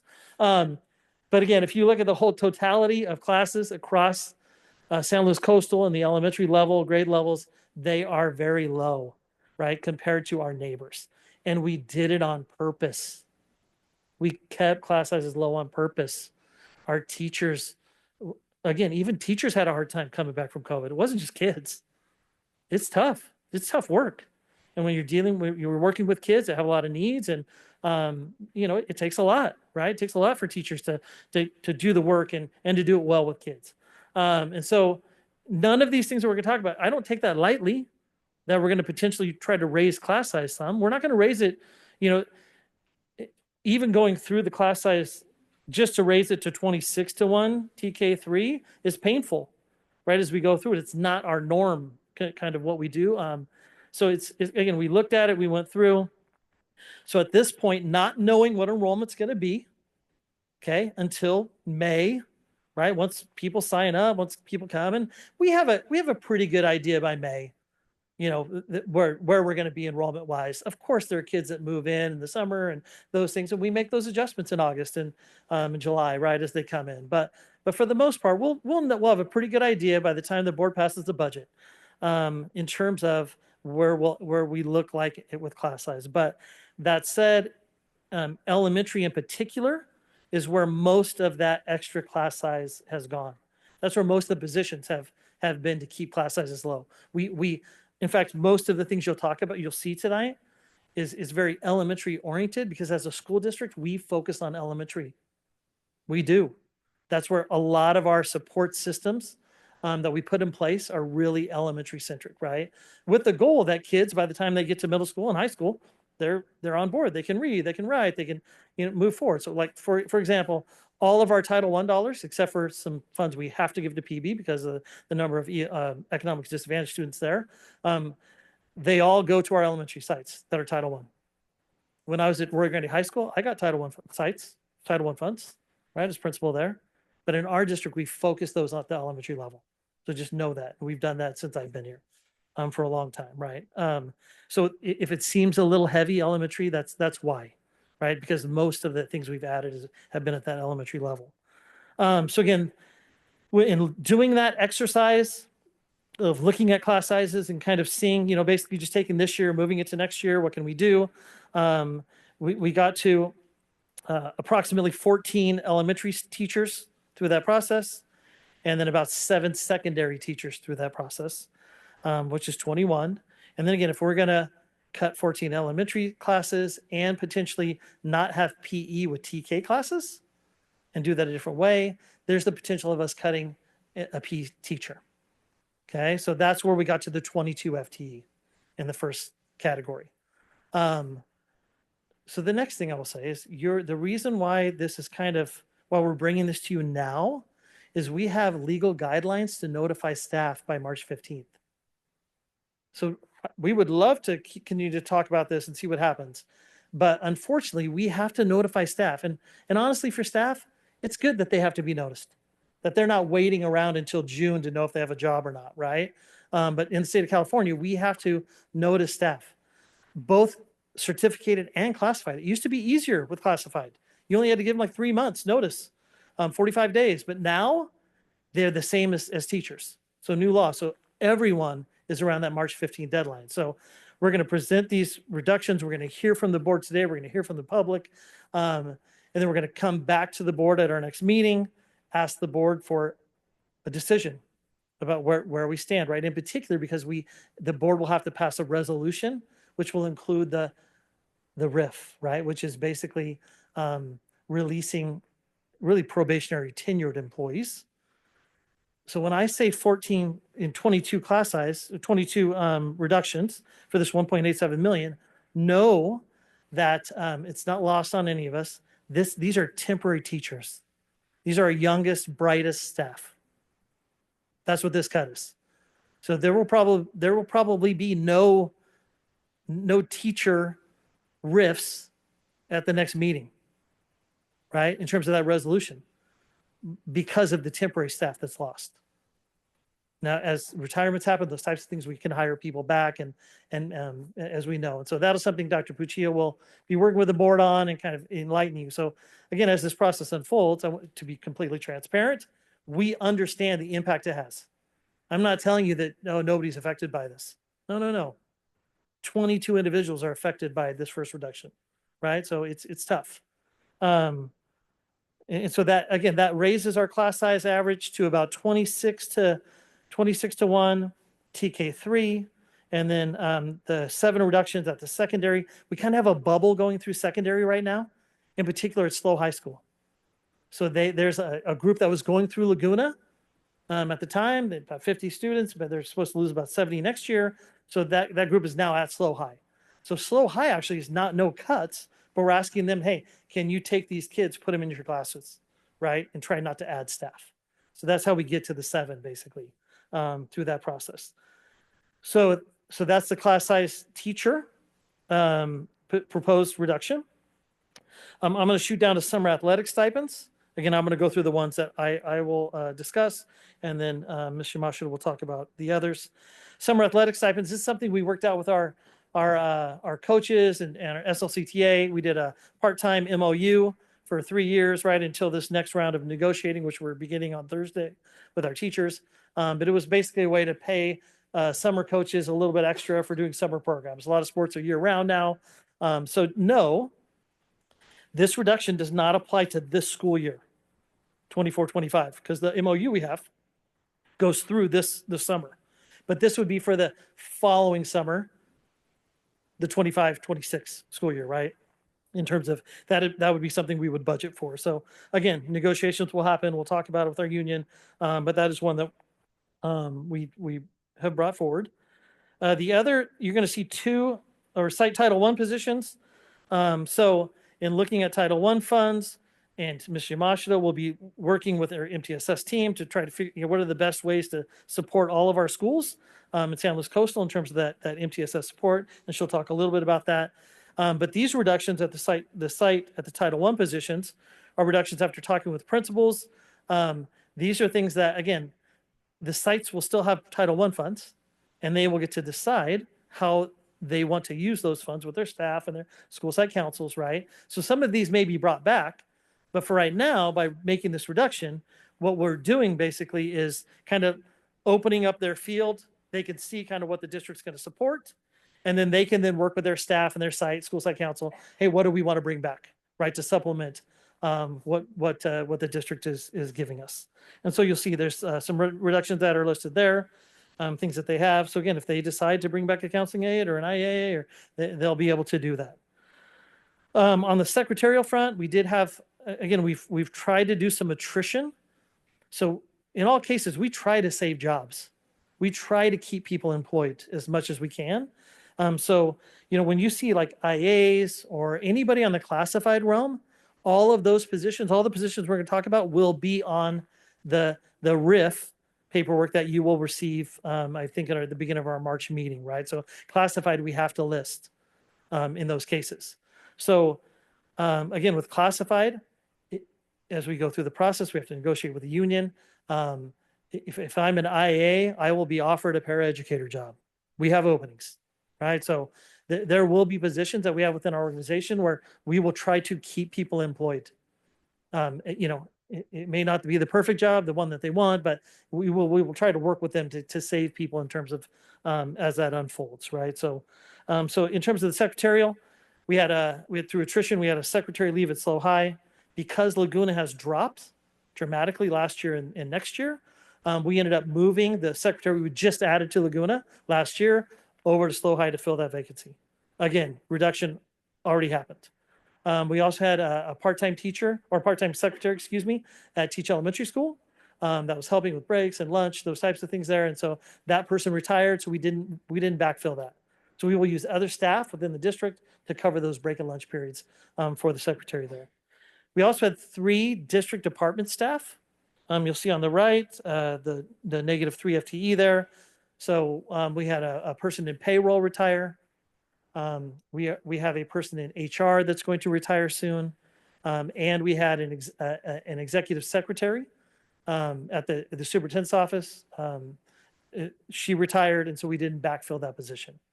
And so those are reductions that have happened even this year, right? That will count towards this deficit for next year. So I'm going to do 2 more, and then I'm going to hand it over to Ms. Yamashita. The one at the top on the back page, principals and counselors on special assignment, the -4. So as I discussed, with COVID, we added 3 principals on special assignment at the district office and a counselor on special assignment at the district office. We are not at a loss that nobody's going to care about district office staff, right? Though we do a lot of work and we do important things for the school district to make it run effectively. In this case, we actually reduced those positions first. So those were reduced 2 years ago, right? As we went through the process and seeing this kind of unfolding in the future. But all 3 of those principals on special assignment are gone, no longer at the district office. And then also this counselor that we had on special assignment is gone. Now we do have a counselor that's on special assignment now that's grant funded that came along with the wellness centers. And there's 1 more year of that grant for that person. Again, we talked about restricted funds. So she will be on for 1 more year, and then that position will go away after that, unless there's some other categorical funding that comes up to pay for that position. And then lastly for me, non-personnel reductions. Again, as you can see, the people cuts are the most painful as we go through. They are the most painful, right? People's jobs. I mean, my daughter's a first-year teacher. She just got laid off yesterday in Lucia Mar. I personally feel the pain, right, of that process and speaking with her and talking to her about it. And it's rough. It's a rough time to be a brand new teacher in California with all these things happening, because it's not just us, it's throughout the state this is happening. And then lastly, again, these non-personnel reductions, we've done a lot of great things. We brought in, I mean, our equity and inclusion and diversity programs and the work that Ms. Yamashita has done with our staffs this year, focusing on the high school level, right, and making goals for kids and the secondary level, I should say, middle school as well, have been fantastic. Our elementary athletics programs, Leader in Me, other things. So I don't want to discount these cuts that they're not important and they're not meaningful, because they are. They're very meaningful, right? It doesn't mean that we can't do the work without a consultant. And so that's what we're going to be tasked with. That's what her department, Shamash's department, is going to be tasked with, continuing this work without the $50,000 contract person to help you do it, right? They're going to have to take it on themselves. Hopefully we have a framework, some guidelines now, because we've done this for a couple of years now, and we'll continue on that path using what we've learned. But again, all of these things that you'll see that are listed there, they're still painful. We have asked our foundation to try to pick up some of these costs through it. We've heard that a lot. Public, hey, why not the foundation? What's the foundation doing? So we have asked them some substantial inclusion in terms of their budget, things to take on. I Innovate teachers, materials and supplies, elementary athletics, some things like that, right, to help help the district with some of these cuts. And I'm going to hand it over. All right, so board, if you'd like to go back to page 3, this one, I'm going to start second box down on the left. So as Mr. Pinkerton mentioned, we have a fantastic I Innovate program that we just expanded to our middle schools. It's an opportunity to ensure equitable access for all of our students, including socioeconomically disadvantaged students, to get hands-on learning opportunities in career coordinated pathways with lessons that were written and designed to go along with our language arts curriculum, benchmark advanced at the elementary level, and braided funding with our Prop $28 at the middle school level to include digital media arts instruction. And we are very hopeful that our foundation partnership will be able to continue to support. There are currently 2 I Innovate TOSAs, teachers on special assignment, that teach lessons, write curriculum, collaborate with community groups, and support 2 instructional assistants that also teach in the labs. They keep the machines running, supplies at hand, etc. So we are currently asking the foundation to take on the full cost of continuing that program during these times. Because again, our goal is to try and keep our student-centered priority programs, but reduce things furthest from the classrooms and main core instructional programming. So we will have to await information from our foundation board and their decisions about the ways in which that programming will be able to continue in our school district. But we remain very hopeful that that will still continue to be a part of our work here. So on the top right hand is the counselor's reduction. Again, this is not something we take lightly or would like to be doing. We understand deeply many of our students are in desperate traumatic situations and need supports that can best be provided by a professional in that realm, in addition to all the other wonderful caring adults at our schools. However, due to the limited amount of funds we have and trying to maintain some kind of access and support continuously across all the TK through 12 levels, we're recommending a 5.5 reduction. So 4.5 FTE, if that would be in the elementary. And again, that would be returning to the pre-pandemic staffing levels that you all had before, as well as reducing 0.5 at each of our middle schools for a total of 1 reduction in the secondary level. This does continue to keep both of our wellness center open and operating with the therapists that were hired at the beginning of this school year, hoping to be able to continue that as funds become available through the fee-based payers schedule through the California Youth and Behavioral Initiative. But more information to come on that as that program comes up and online over the course of this school year. We are also leaving again the additional, we just added a counselor to the SLO high staff. So instead of 4 academic counselors, they will be continue with 5 academic counselors because of the large size of their school. So to keep the student to staff ratios nearly equivalent. The next reduction is related to the academic interventions that we provide our students. And I do notice our student success specialists are here in force. And I want to celebrate that they ensure our most vulnerable students by overseeing and coordinating all of the academic interventions and EL services that those students receive. They support and train the academic intervention teachers and which programs to use for which kinds of kids. They assess and diagnose students with reading difficulties.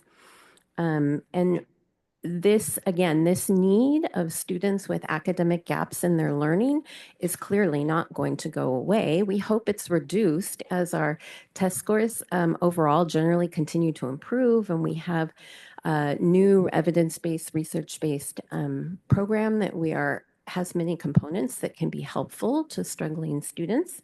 But we will need to continue to look for either different funding sources than our general education funding to support reading specialists.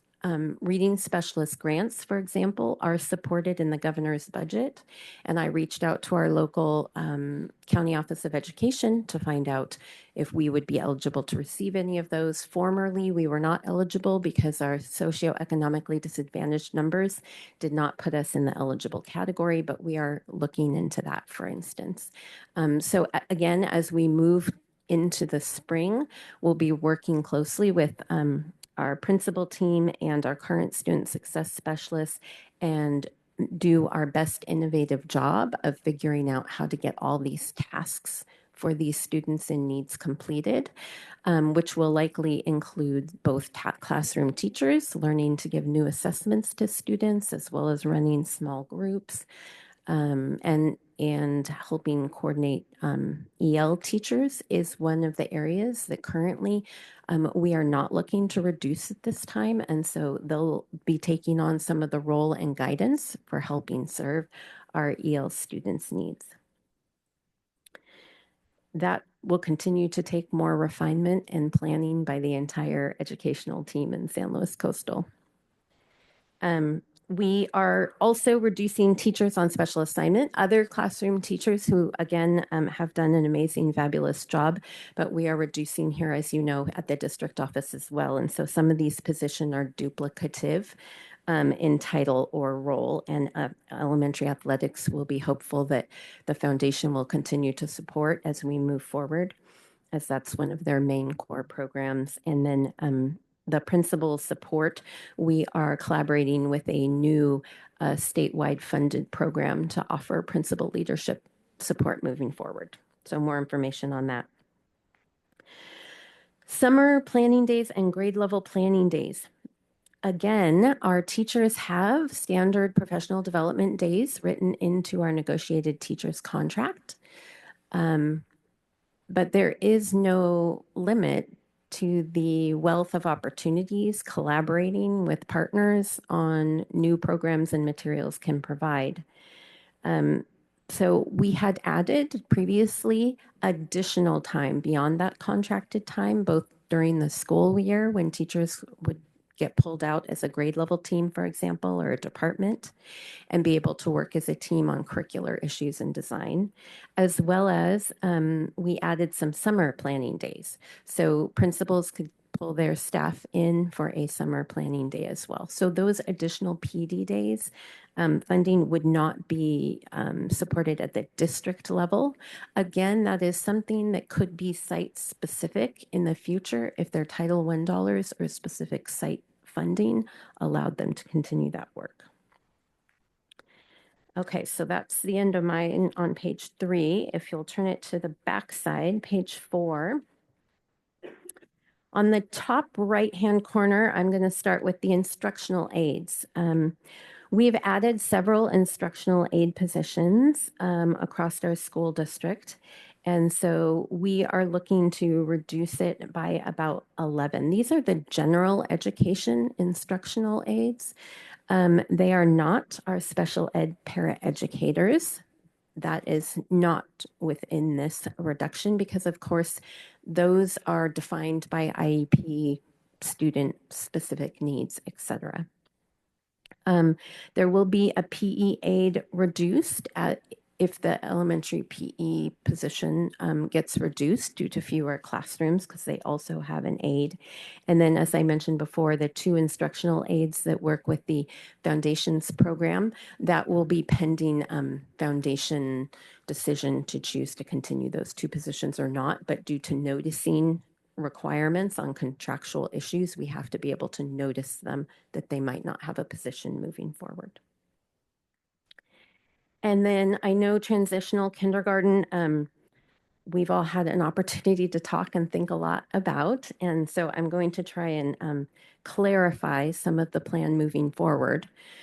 So here on this document, we're counting about $1,500,000 in TK savings, and that is due to our TK teacher team being creative and collaborative about the schedules that they are working on developing collaboratively together, as well as, again, the number of students which will be placed into those classrooms.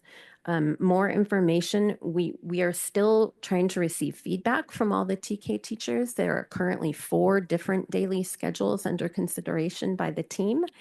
And so as soon as the team builds and has consensus about which schedule will work best for students, families, and staff, we will then be able to publicize that to the community starting in March and having people sign up for TK.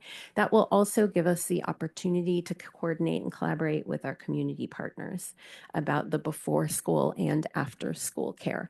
But essentially, all students who are TK age eligible will be invited to enroll in our TKs on a rolling basis. There is not going to be any cut off based on we're full.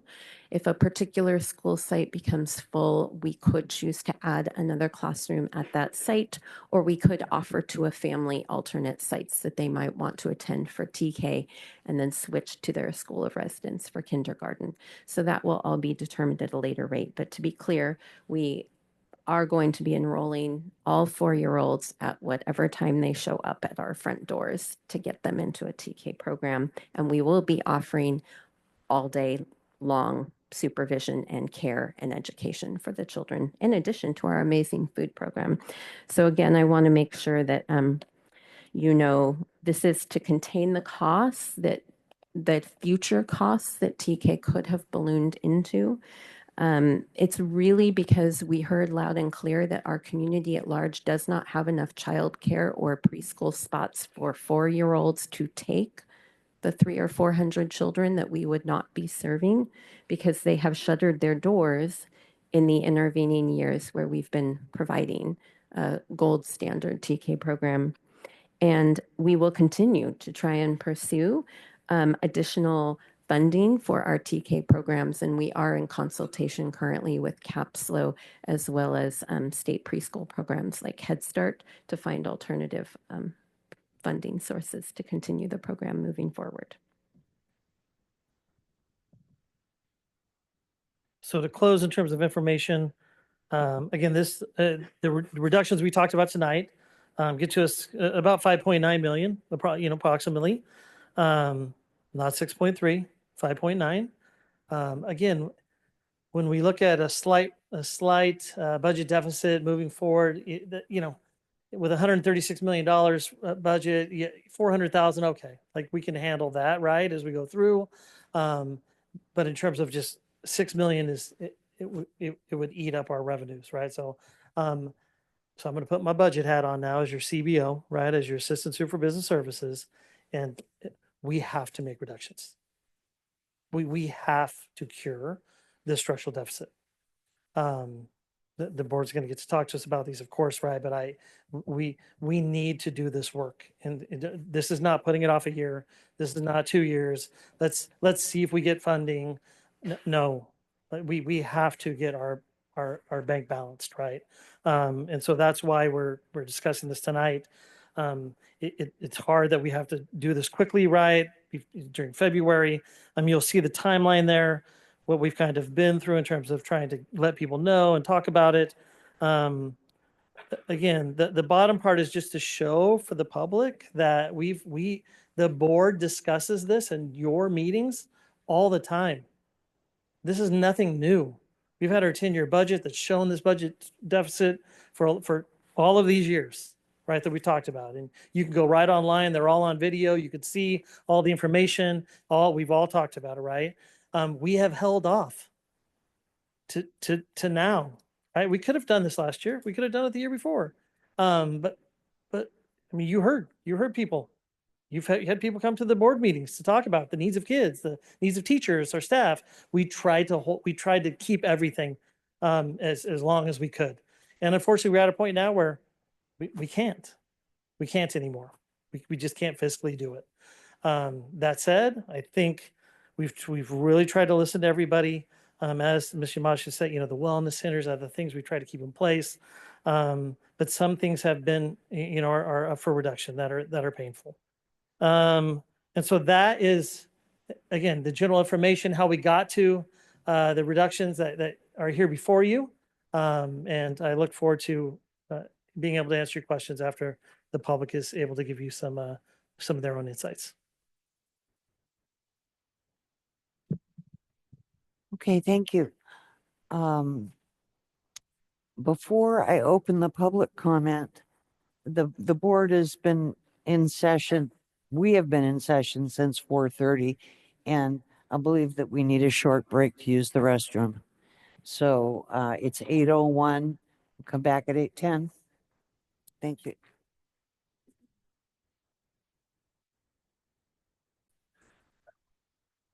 A house isn't going to stand without our load-bearing walls. If you walk on any elementary campus, our counselors are always there. They're always visible, and not because they're required to do supervision, which they are. That's a whole different discussion, but they are there with our kids at lunch. Where else are they? They're at athletics. Mason Rodriguez out there coaching kids. Jasmine Valdovinos coaching kids with elementary athletics. Oh my gosh, I lost his name. The one from Morro Bay, Del Mar Elementary, Mr. N. Keenan, thank you. He's out there coaching kids. So our counselors are coaching, they're working. And where else can you find our counselors? Oh yeah, the food bank. Some of our families are scared to go to the food bank because of what's going on in the federal level. Who goes and gets food for them? Our elementary counselors. It's sad to see that they may be cut. And so what I'm asking, I understand you have to make cuts, is that you honor your guiding principles, invite them into the room, and see if we can come up with some creative solutions to help our save elementary counseling, much like you guys did with TK. Thank you.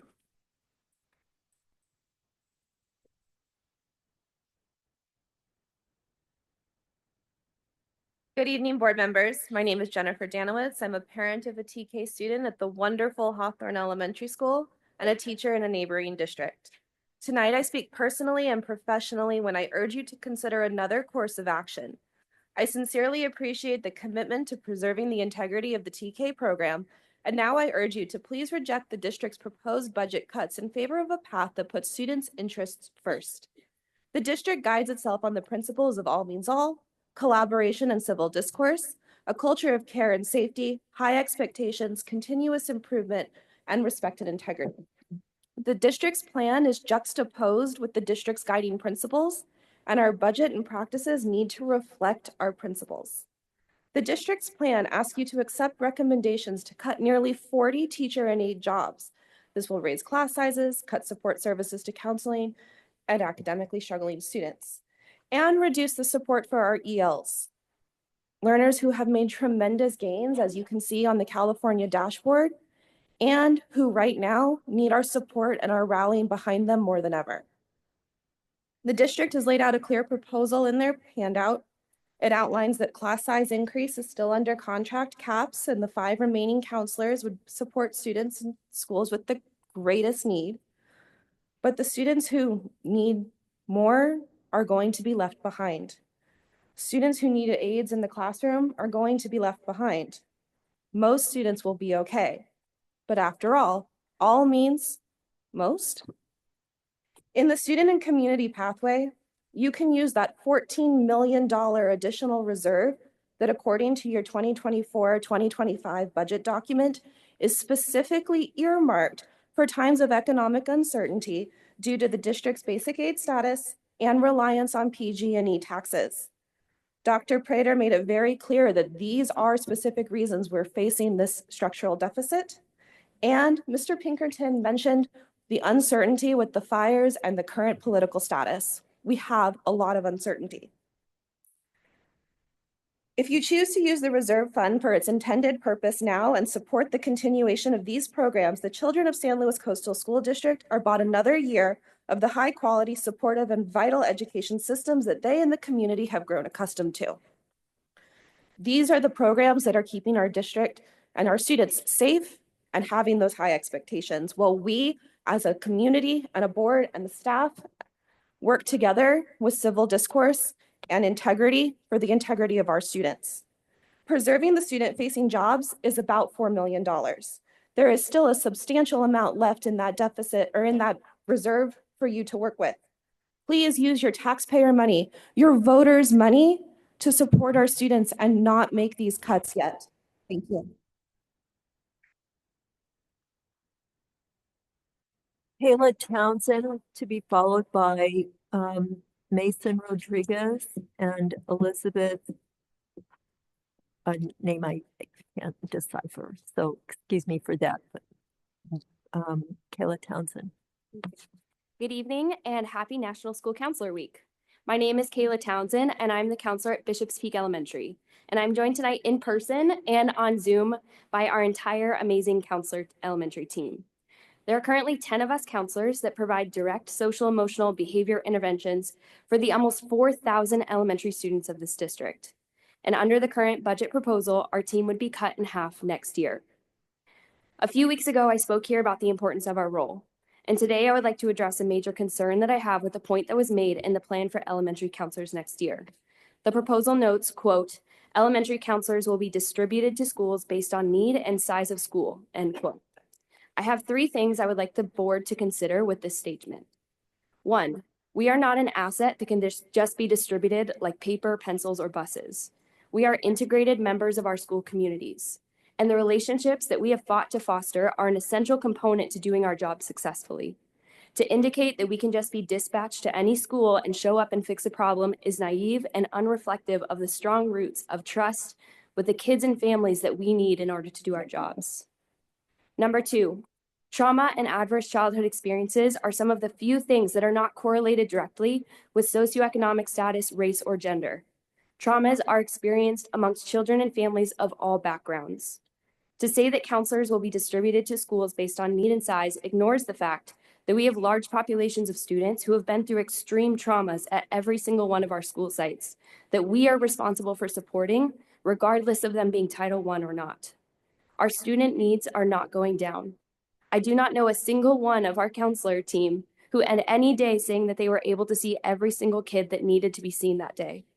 We are running, we are multitasking, we are not caring for ourselves, all because that is how drastic the needs are on our campus.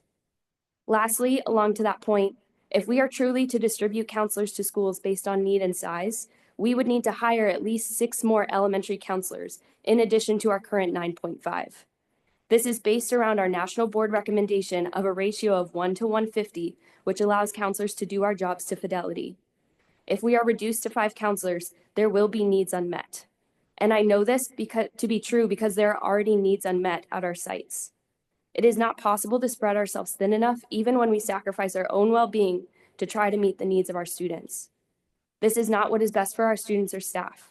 Of the elementary counseling team that I started with 3 years ago, many have moved on to higher paying jobs with more manageable caseloads. You will continue to lose amazing, qualified, dedicated professionals if you do not act to support your staff and correct the reasons for our poor retention rates. Under the current proposal, you will simply speed it up. Thank you for your time, and I'm happy to host any of you at Bishop's Peak if you'd like to see why reducing my time there in half would be detrimental. Thank you.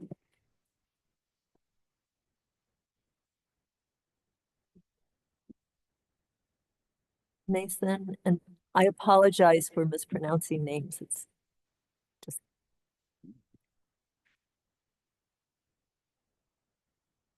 Hi, my name is Mason Rodriguez. I have many titles: conflict mediator, individual and group interventionist, social emotional educator, school senate liaison, teacher in charge, resource referral specialist, crisis responder, trusted adult, suicide risk assessor, student safety plan collaborator, threat assessment conductor, culture of care implementer, and most recently coach.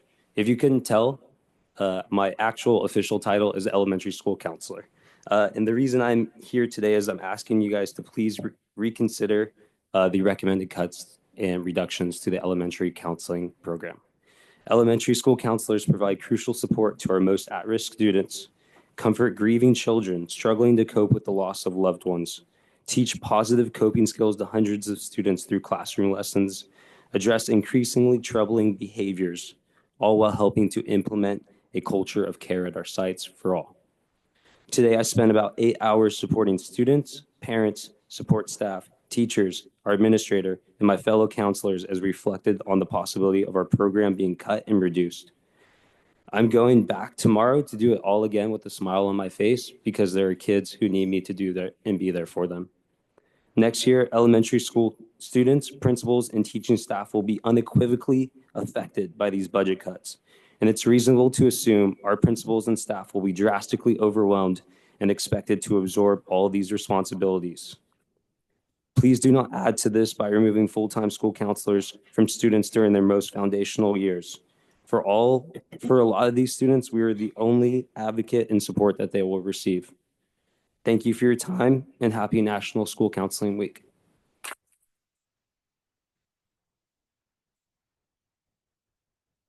Elizabeth, that looks like it starts with an A, C. Oh, okay.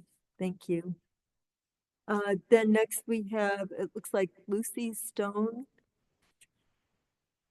Oh, sorry.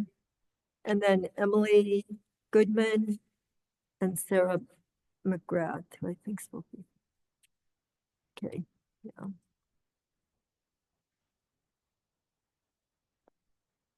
Good evening, superintendents, board members, parents, and community members.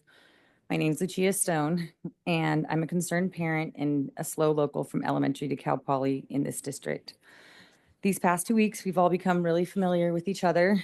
And you may recall, I was the parent holding the handwritten sign that identified a legislative path forward with PG&E, amending SB 846, using the reserves in these times of need and what they're identified for, and still to consider a loan with the endowment of the San Luis Education Foundation. SB 1090 was put into law to support the district and its core programs. I'm not saying to remove those programs, but to at least explore this idea, which it has not to my knowledge so far.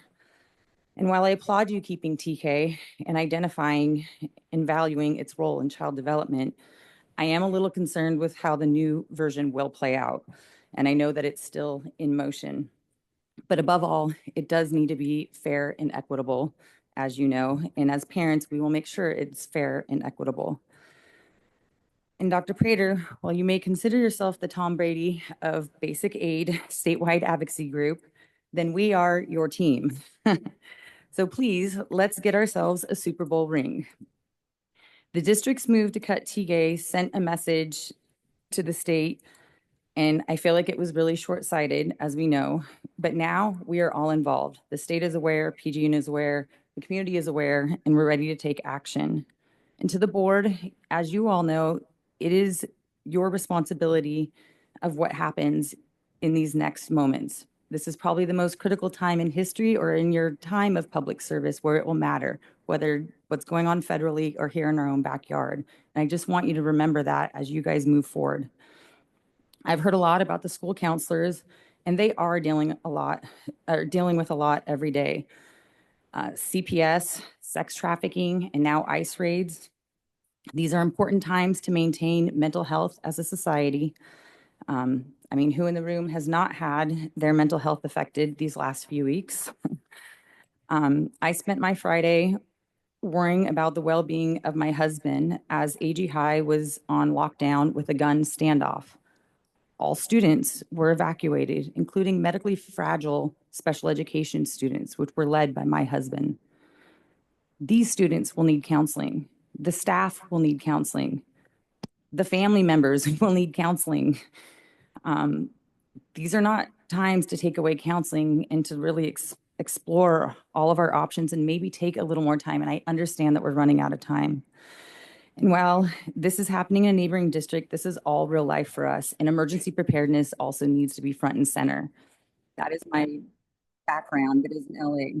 One last line. I agree with other parents. We need a community advisory committee. And given I've already written your FAQs and PG&Es, which were approved. Thank you. Let me be your first member of an advisory committee. Thank you. And let's be teammates for the next 14 years. Go Tigers. Thank you. Emily Goodman, then Sarah McGrath, then Jens Omley. Okay, good evening. My name is Emily Goodman. I know many of you from our community. Maybe I went to school with your children. Maybe my mother taught your children. And now I have 4 children of my own, 3 who attend Monarch Grove, Rodriguez, and a 3-year-old who currently attends the Morro Bay Parent Participation Program. I know this is a very difficult time, and I thank you for hearing public comment and being available at community forums, and to Ms. Yamashita for having a one-off meeting with me. Thank you. It is exactly this open dialogue that will lead to the best possible solution in light of our current situation. And for the record, I think a coordinated citizens budget council is a fantastic idea in light of our changing revenue streams. Our cooperation with the BOE and creating legislative action is absolutely in order for our district to get the proper funding back from PG&E. And I would argue even before they're operating again. I'm happy to see that a resolution has been found to keep our beloved TK. However, that I have other serious concerns with the proposed cuts, specifically regarding the heavy cuts to personnel to our people. So to the board, please do not accept this recommendation as is. I think there are some creative funding solutions to be found with additional problem solving.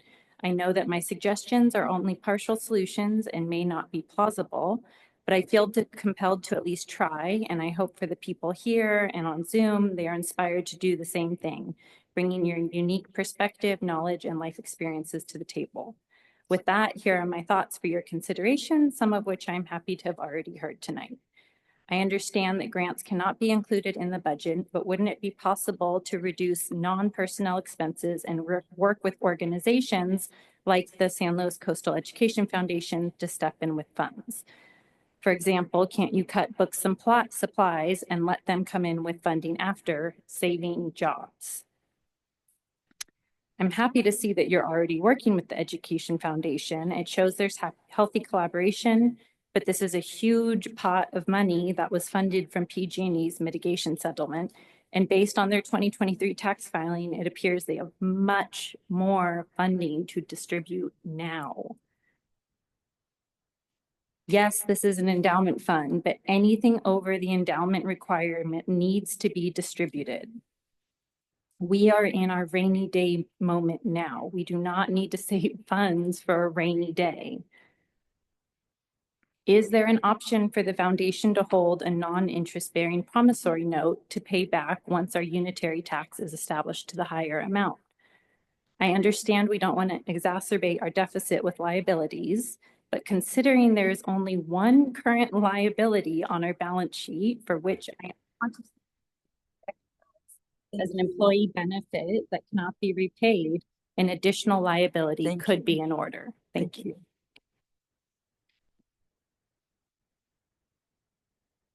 Sarah McGrath. Okay.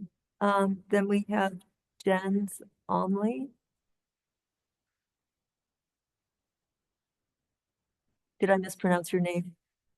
You did great. Thank you. And thank you for all of the teachers and staff and counselors and PE teachers in attendance who devote their lives to each of our individual children. And thank you to the board and administration for listening and taking action recently. It takes a village, and the thought of cutting TK awakened the villagers. And I hope that will benefit everyone. And it wasn't just parents with their apps and group texts, it was also the older siblings of the next generation of TKers, first and second graders, who were horrified that their little brother or sister, who they spend most of their time arguing with, wouldn't get the same opportunity that they did. So thank you. And also thank you on behalf of my students at Cal Poly. I have the privilege of teaching the most wonderful students in the world, child development students, liberal studies students, future teachers who get a chance to spend time in our world-class gold standard TK classrooms. My sense is that your job is to keep one eye on the year to come and one eye on the decades to come. We don't want to lose anyone in our village. So please keep the villagers informed, involved, and mobilized. And I look forward to seeing the creative solutions that come out of partnerships with community organizations, and the fact that in our village, we happen to have a world-class university with students who are always looking for new ways to serve, who have a lot to give the students, and supporting the teachers and counselors and others who are working with the students. Okay? So again, let's stay mobilized as a village.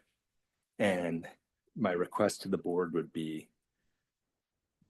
spend as much as we can to keep as much as we can as we look for more. Thank you again to each of you for your time. Appreciate it.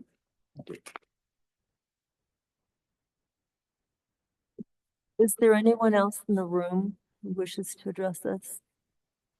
Okay. If not, I'll go to Zoom. Ms. Dawson, I'm able to see the raised hands. I'm just going to go through them. If that's, yeah, okay, perfect. So I have Jordan Bonneville.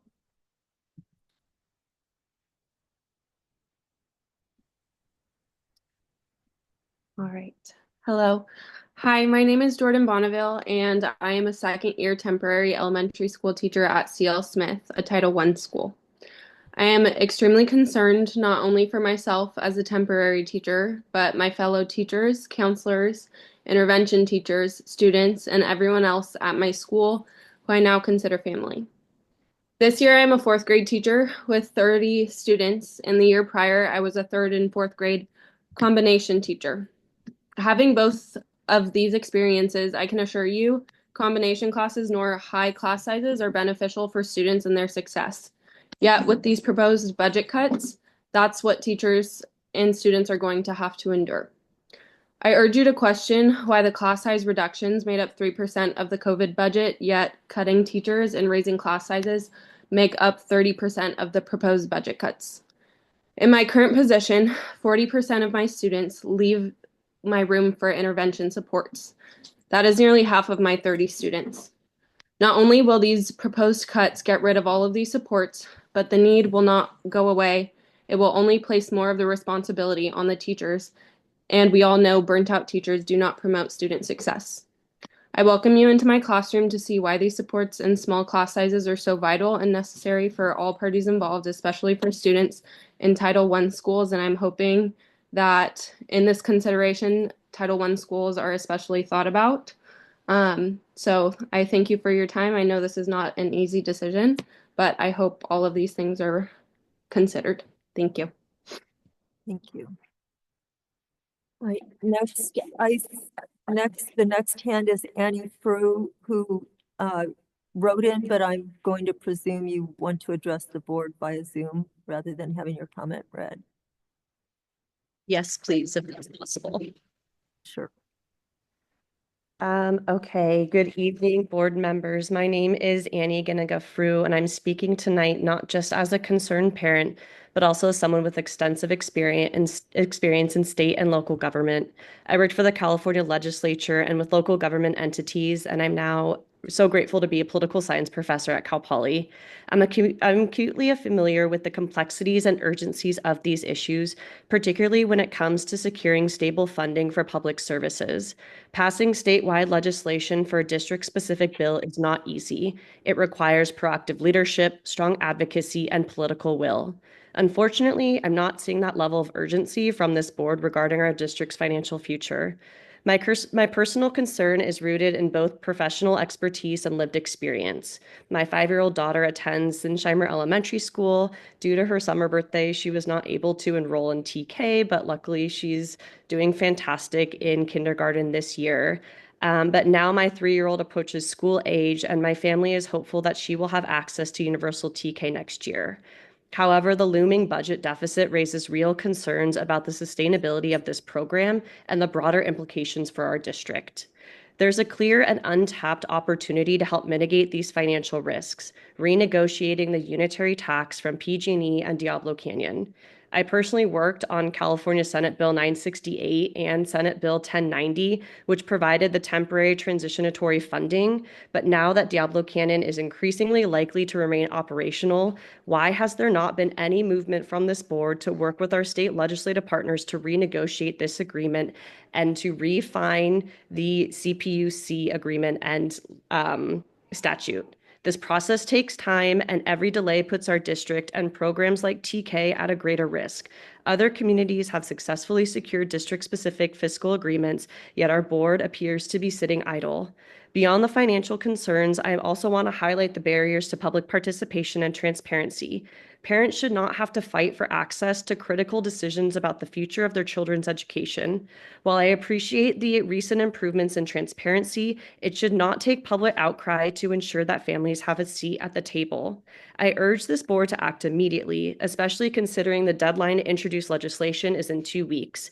By engaging with our legislative representatives, prioritizing renegotiating the unitary tax, and commit to transparency and accessibility for all families.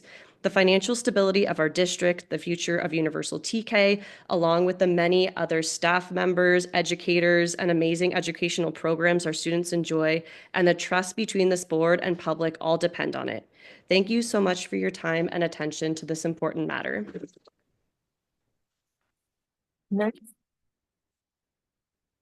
Next is Crystal Bazinet. Yes, hello.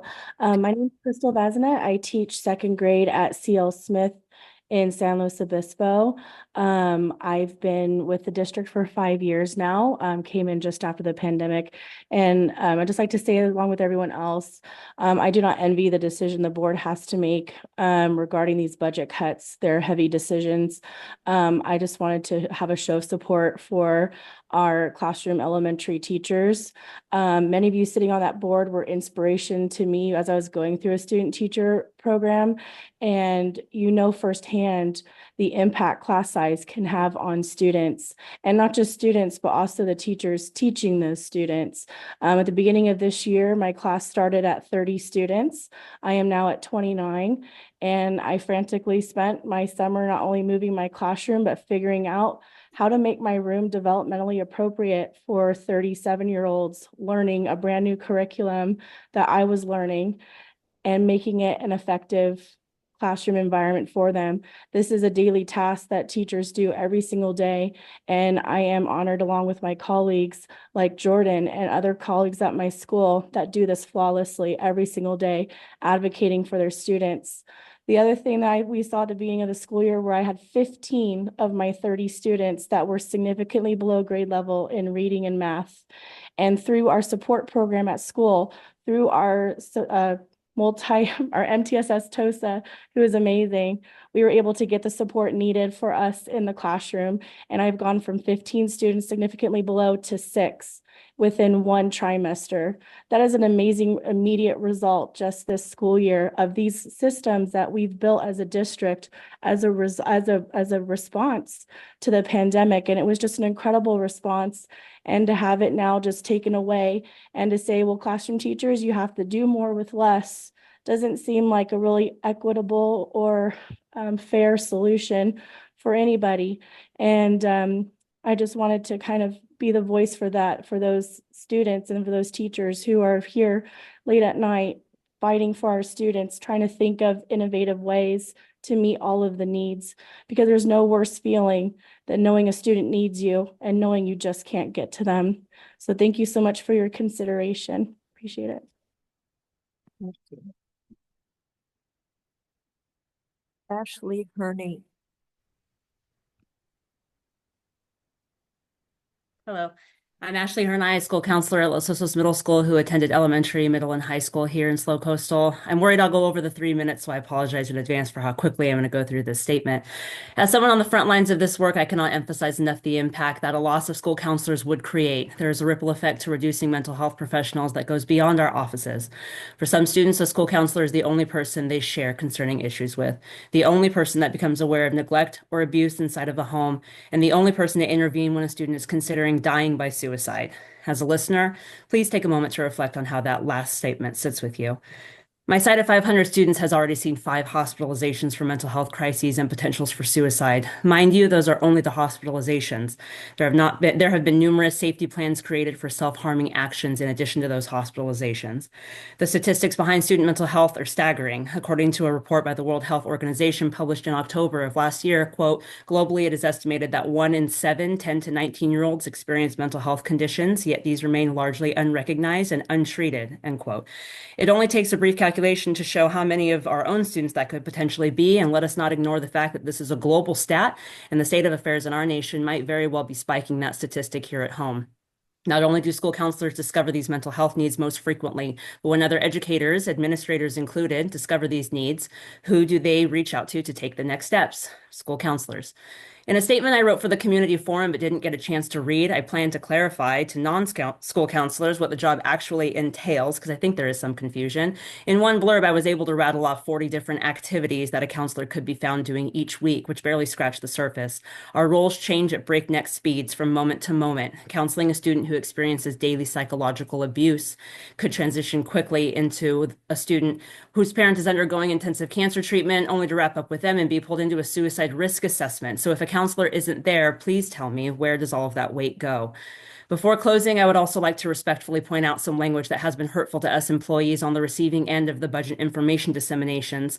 It's been stated that the COVID one-time funds were needed, and that's why they were used. The word needed, past tense, has been repeated over and over, but I must emphasize that when it comes to mental health, the need is now. Additionally, while a 0.5 FTE cut to middle school counselors would leave us, quote, with more counseling than they had prior to the pandemic, I urge you to note that student mental health needs have multiplied since then. I know that tough decisions must be made, and I am not naive to the magnitude of this situation. As a matter of fact, my empathetic counselor heart sees the human in you and acknowledges your inner turmoil, each and every one of you. But I have to be frank when I say that losing counselors could harm children in irreparable ways. They are tired and hurting, and they cannot pass classes, get good standardized scores, or carry our district's legacy beyond our sites if they are not mentally and emotionally cared for. And we are the caretakers. Happy National School Counseling Week, especially to my brothers and sisters, and thank you for your time.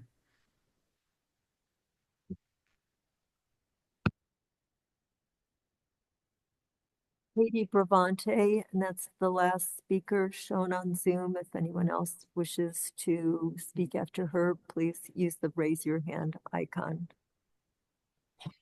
Good evening, Board of Trustees and community members and Dr. Prater, and teaching staff and support staff here this evening.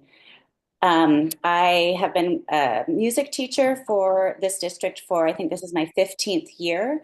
I've also worked in the Atascadero Unified School District and the Paso Robles School District. As a music teacher, I am no stranger to budget cuts because we are usually the first to go. I lost my job in Paso due to budget cuts, and only because I was secondary teacher and Atascadero was able to keep my job through, even though I was pink slipped. And this district used to routinely pink slip music teachers, so they didn't have to tenure us. I am not a stranger to this process. I understand you have a very, very difficult job to do, but it's really hard to come to these meetings and speak up, and then time and time again, even though we have public outcry, we have hours of articulated comments from the community, from teachers, from support members, from parents, from students about why a certain cut shouldn't be made. The board typically, almost always unanimously accepts every line item, every single cut. And what I am urging you to do this evening and over the next 2 weeks before you come to your decision is to not do that. Don't unilaterally accept every single budget cut. Like other speakers have said, there's a reason why you keep that rainy day reserve. And it's not raining right now, it is pouring. The students, I'm asking for you to reconsider cutting the counselors, every single counselor. I work currently at Los Osos Middle School and Morro Bay High School, and I know that personally, Ashley Hernai and Jose Vialta are incredible stewards of our students' well-being. And if you make those cuts, it affects every single student. It's hundreds of kids, right? As opposed to, I know classroom size well. I was in charge of 50 first graders all at once because they thought that was okay. Our district thought that was okay for music teachers to teach 50 all at once. I understand class size makes a difference, but cutting counselors will make a much, much, much larger impact. Please reconsider. Please do not accept this cut. Do not cut the counselor. Thank you.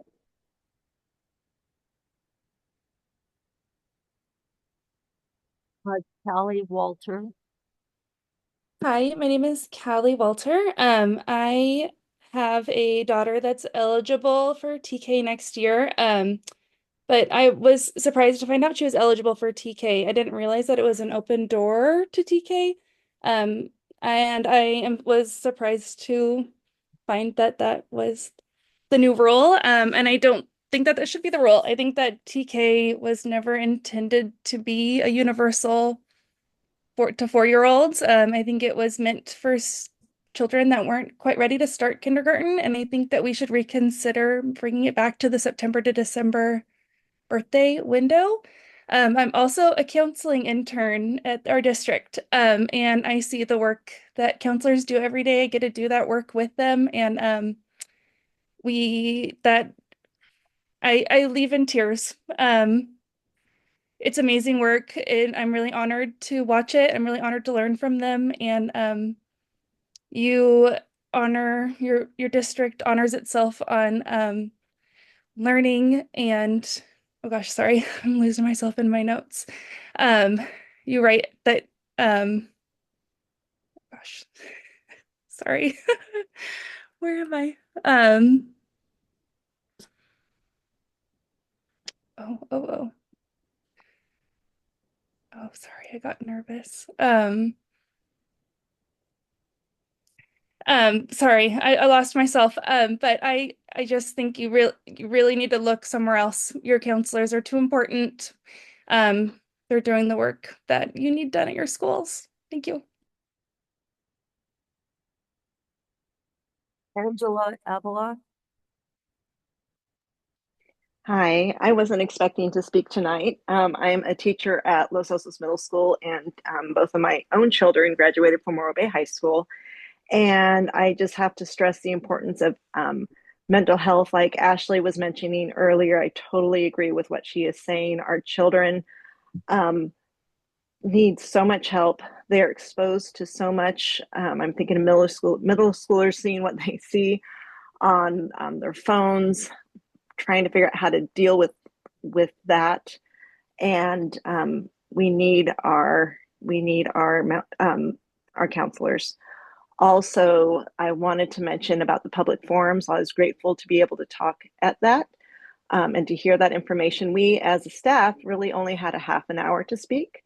I went to the Morro Bay Forum, and it was from 4:30 to 5:30, and we heard information from the district office from 4:30 to 5. And then we have, as staff members, had a half an hour to express our concerns or ask our questions.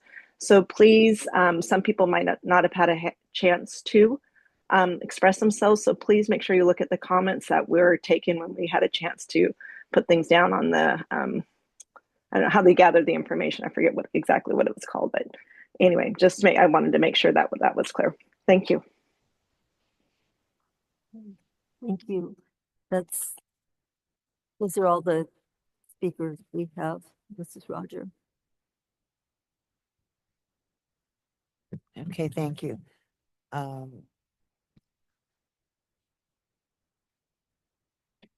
Mr. Pinkerton, were you?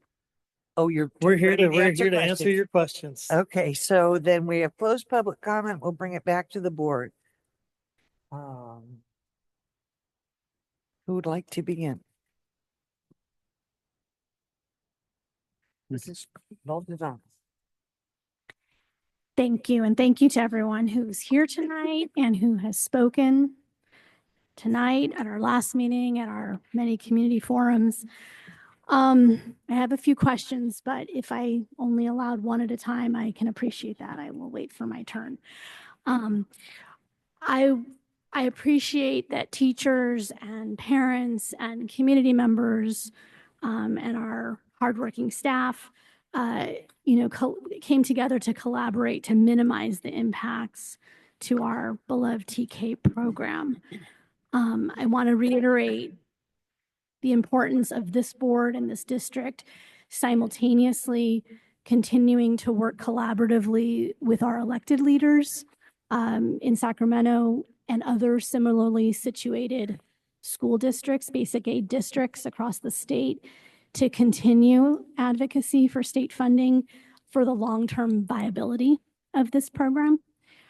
I'm also mindful that TK was never going to be the only program potentially impacted by these difficult but necessary cuts. So I want to make sure that we're not insulating the TK program, which is set to serve maybe 400 students next year, without also insulating programs that serve some of our most vulnerable students that comprise the other 7,000 students that we serve. This board's number one priority is to close the achievement gap, not make it bigger. And I also appreciate the guiding principle on this budget document that says, we are guided by the principle of maximizing the impact of programs that reach the greatest number of students in creative and innovative ways. So can you just explain to me and to the audience, members of the public, how these proposed cuts, what you are recommending here today, were designed to minimize impacts to our English language learners, our foster homeless youth, our SED students, our students with disabilities, and our newcomers. So can you point to some of the things that you've done, the decisions that you've made to minimize impacts to those vulnerable student groups?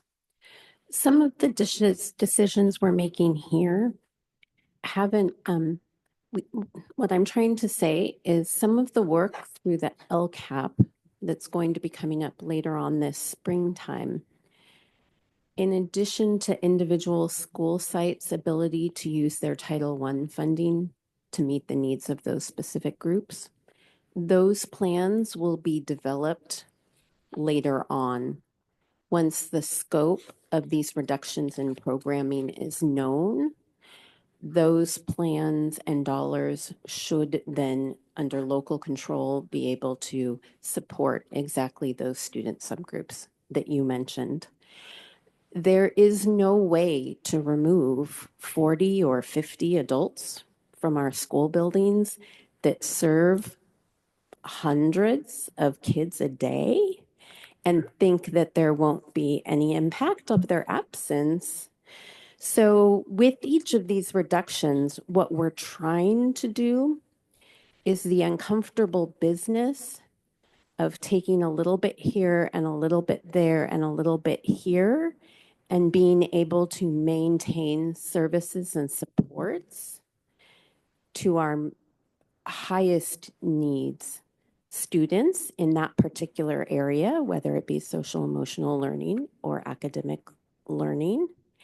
And as I stated before, that's going to require us to lean on different members or roles in our organizations and school sites to learn and do things a little bit differently than they're doing now, so that the students, as best we can as school teams, continue to get the services that they require to thrive and grow. It will also rely on us reaching out to our parents and families and the village. I loved that comment. I don't know if you could hear, but we obviously have activated a village, and we are going to need our village with us in our classrooms, as we always have.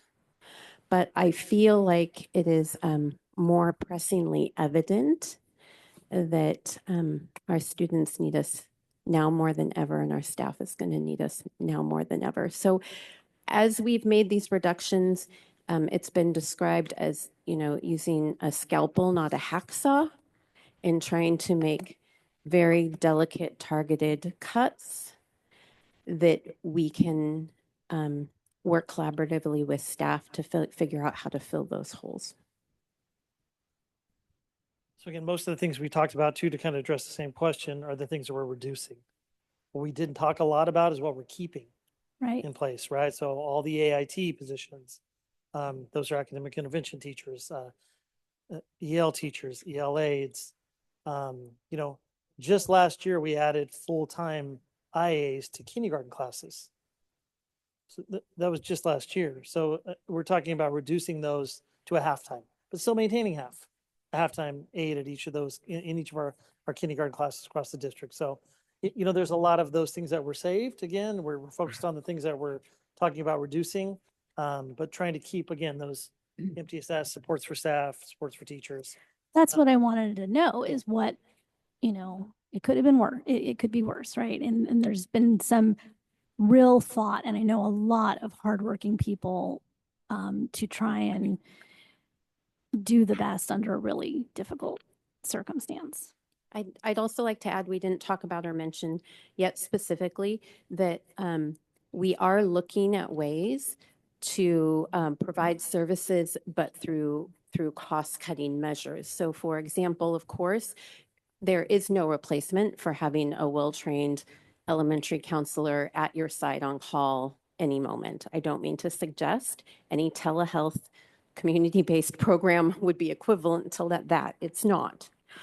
But we do have now 24/7 family multilingual virtual counseling health supports that are coming online and getting off the ground that more people can access. Similarly, we can return to using contracted employees and services to provide some of the things that we are currently doing with our own people. We also kept all of our school psychologists, many of those who are doing all of our mental health services that have been, that's a recent add where we've taken that on and added school psych. So those mental health counselors are still in place with the plan, even with the reductions. And those are serving all of our mental health needs through IEPs, those types of things as well. So again, there's still a lot of things in place. When we talked about adding 173, we're talking about, I can't remember, somebody added up the number, 50. So, we're still maintaining 120 more people than we had. So it's not like we're cutting back to pre-COVID levels. No, we still have way more support than we had in the past. And there's a need. As someone who grew up in a mental health family, my dad's an MFTC, and so is my sister. So I kind of feel like through osmosis, that's just part of who I am. So I feel very strongly about maintaining services as much as we can for students, especially at this time. We know that academic success is intricately, related to emotional well-being. So I do want to make sure that we get the word out to our families, starting now, that these services, like you said, they can't replicate an in-person counseling session, but 24-hour a day counseling services. And my understanding is that those services are going to be expanded, and that students will qualify for them. So I want to make sure that that's clear to our families. And you've addressed some of the other questions that I was going to have. So I will lastly just say that we know that these proposed cuts aren't going to be the end of the budget crisis, right? We're still going to have to look next year. And so I'm personally committed to doing everything that I can do to advocate on with the Diablo Canyon situation. And I just want it to be clear that my understanding is that advocacy has been going on for a while and will continue. There's a timing issue, there's politics involved, and so just tell me where to be, Dr. Prater, and I will be there. So I just want to be clear though, so that people are on notice now. What are we potentially looking at for next year? And you don't need to, nothing's planned, but You know, do we the things that we've already talked to you about, we're not cutting AITs, we're not cutting EL teachers, we're not cutting transportation, we're not cutting buildings, grounds, custodial, we're not cutting everything on that list of not cut is going to be reconsidered next school year.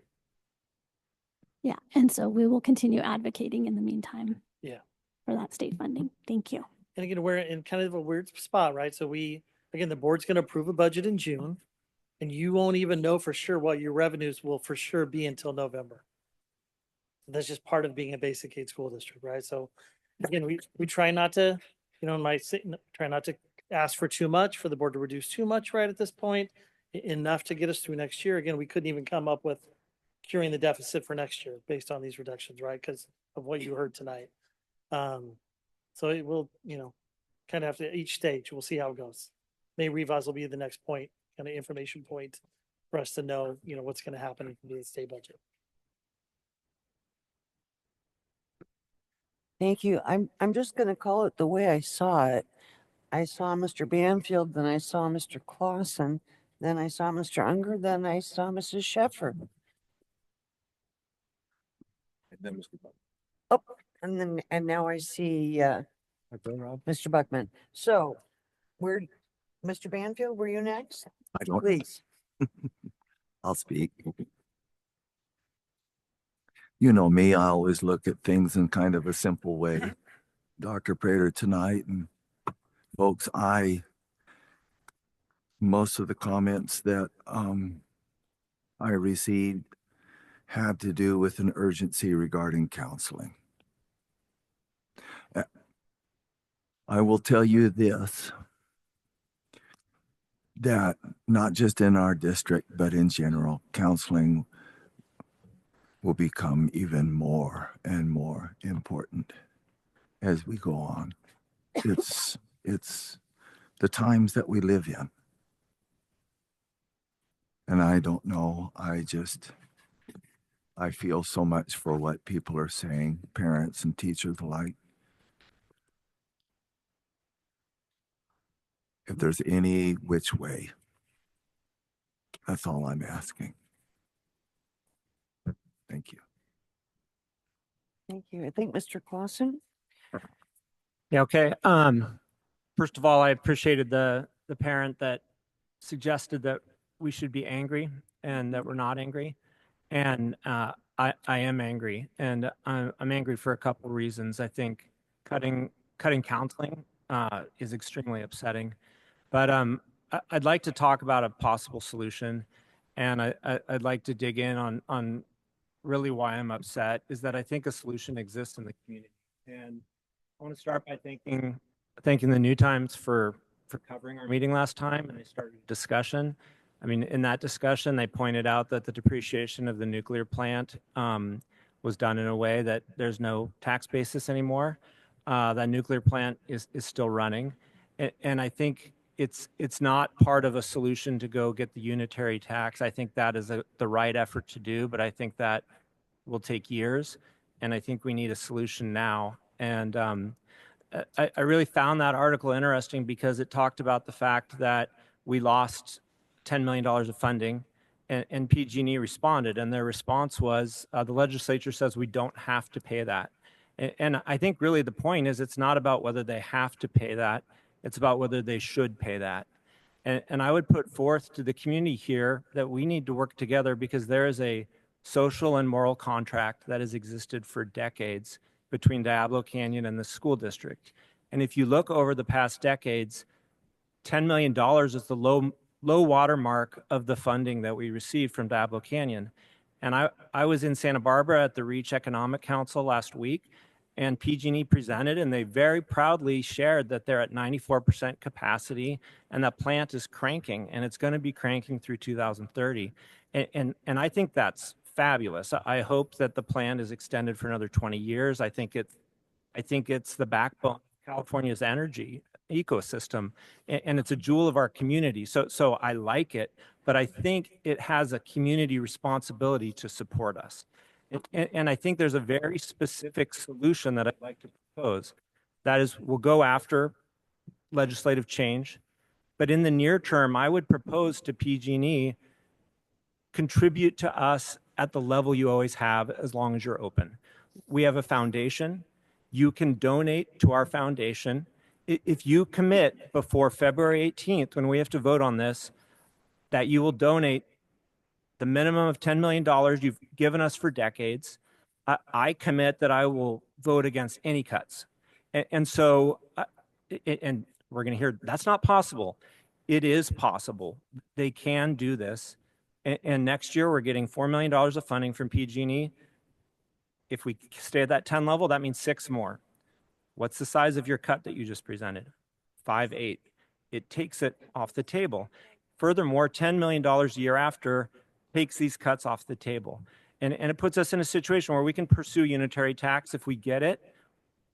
This donation should go down by however much we get. But I think it is wrong for us to get no funding and PG&E to be going at full capacity at higher energy rates than ever.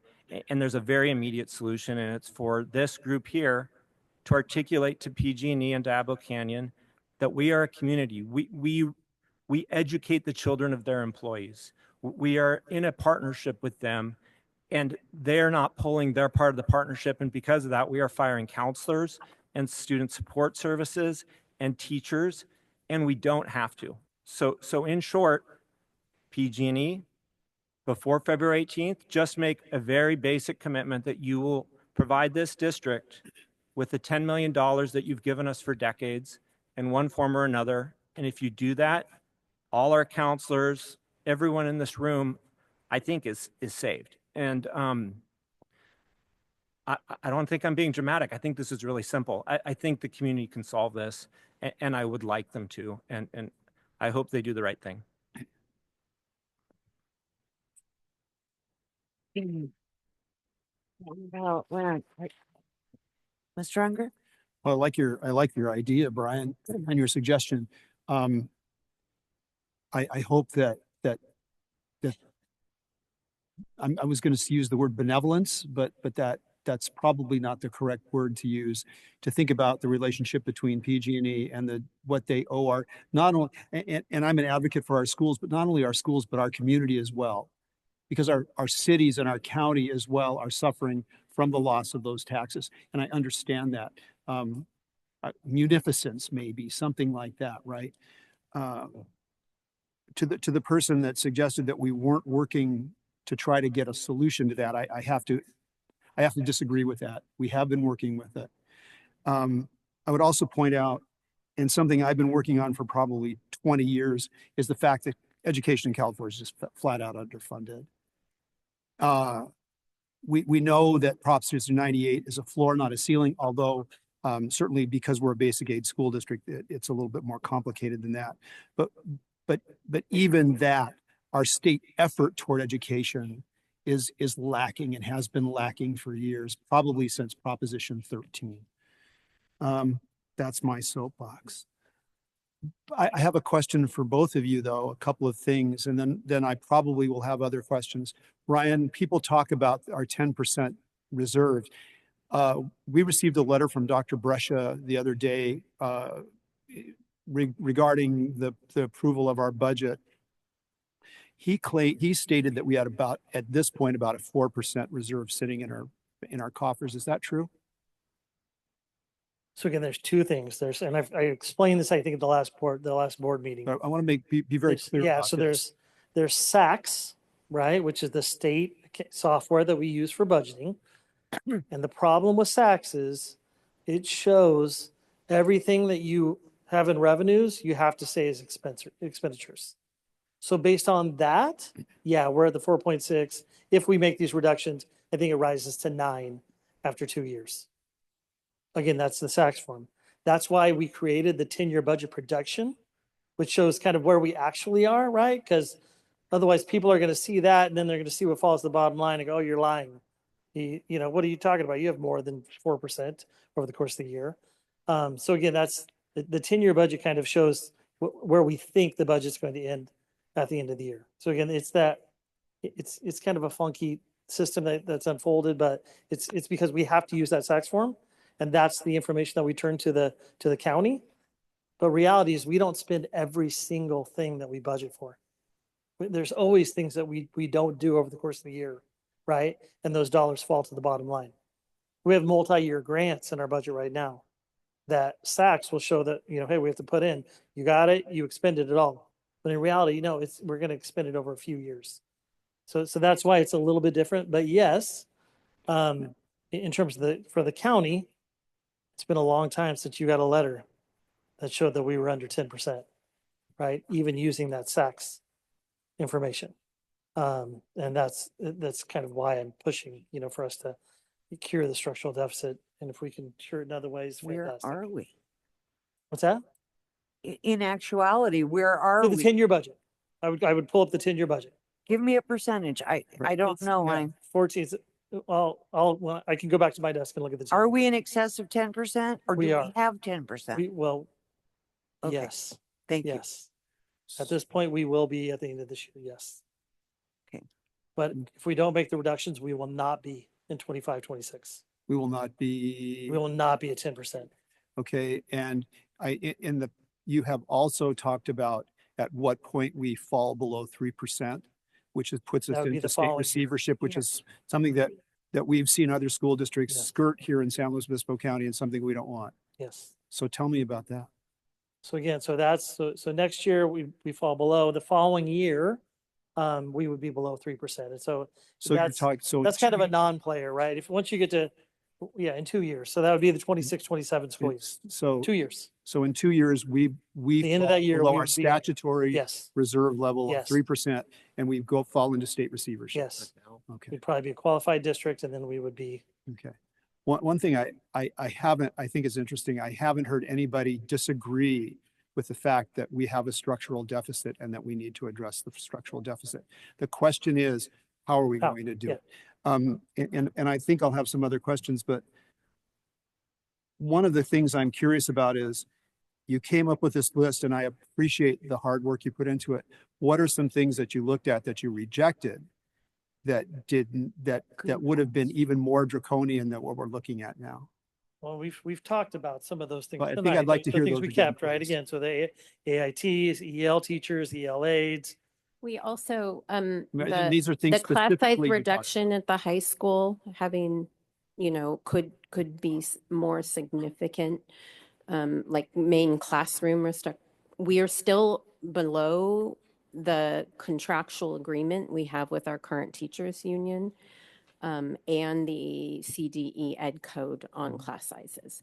So we could push class sizes even higher, TK through 12. But know that when we do that at the secondary level, programs go away. Yeah. So if we went just based on class size and certain programs, you would, can you run an auto shop? Can you run certain CT programs? Are there, some of those things, right? We have some of our choir programs are low numbers, right? So are we going to cut choir? Or so again, we stay away from those decisions, because for the most part of secondary, classes are based on what kids sign up for. So that's how they make their master schedules. That's how they build them, right? So we've kind of based, so those are things that we've gone into. Again, I could cut even more in class size at the elementary level, but it was too painful. There's too many combination classes. There's too many, I can't come before you and say that there are going to be 30 kids in a kindergarten class. Like I can't. I mean, I just can't do that, right? Even though we might be able to, that's not something that I would recommend. That's not what we're talking about here gets nowhere near that number, right? So things like that. Those are the things that, we talk transportation. That's come up before, right? Not having, we didn't have high school transportation for a few years, our secondary sites. And man, that was for our EL parents, painful for them. But that's all we heard about. Right. ELAC, LCAT meetings. So we didn't, at this point, we didn't go there. Yeah, and I know that's a key issue for our EL parents, is this, especially the after-school buses. So those are the types of things. Okay. And then the other thing I'd like to just us to think about is, I think we're not just talking about $486,000 for counseling, but also when I look down non-personnel reductions, we're talking about $270,000, contacts with community mental health supports and community family advocates. So we're really talking about over $750,000 in cuts to SEL programs for our kids. I don't know where else we will cut, because I believe we need to make these cuts, and I believe we need to be fiscally responsible. That's something that has been a board priority for as long as I've been on the board. We cannot spend money we don't have. But I would like to know if there are any alternatives to that that cut of $756,000 for student mental health supports.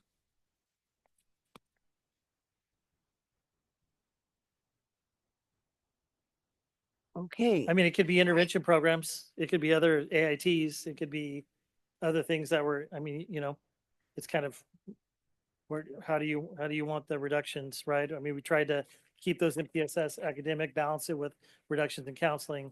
Again, we've added 6 or 7 school psychologists, mental health over the years, right? Did not touch those.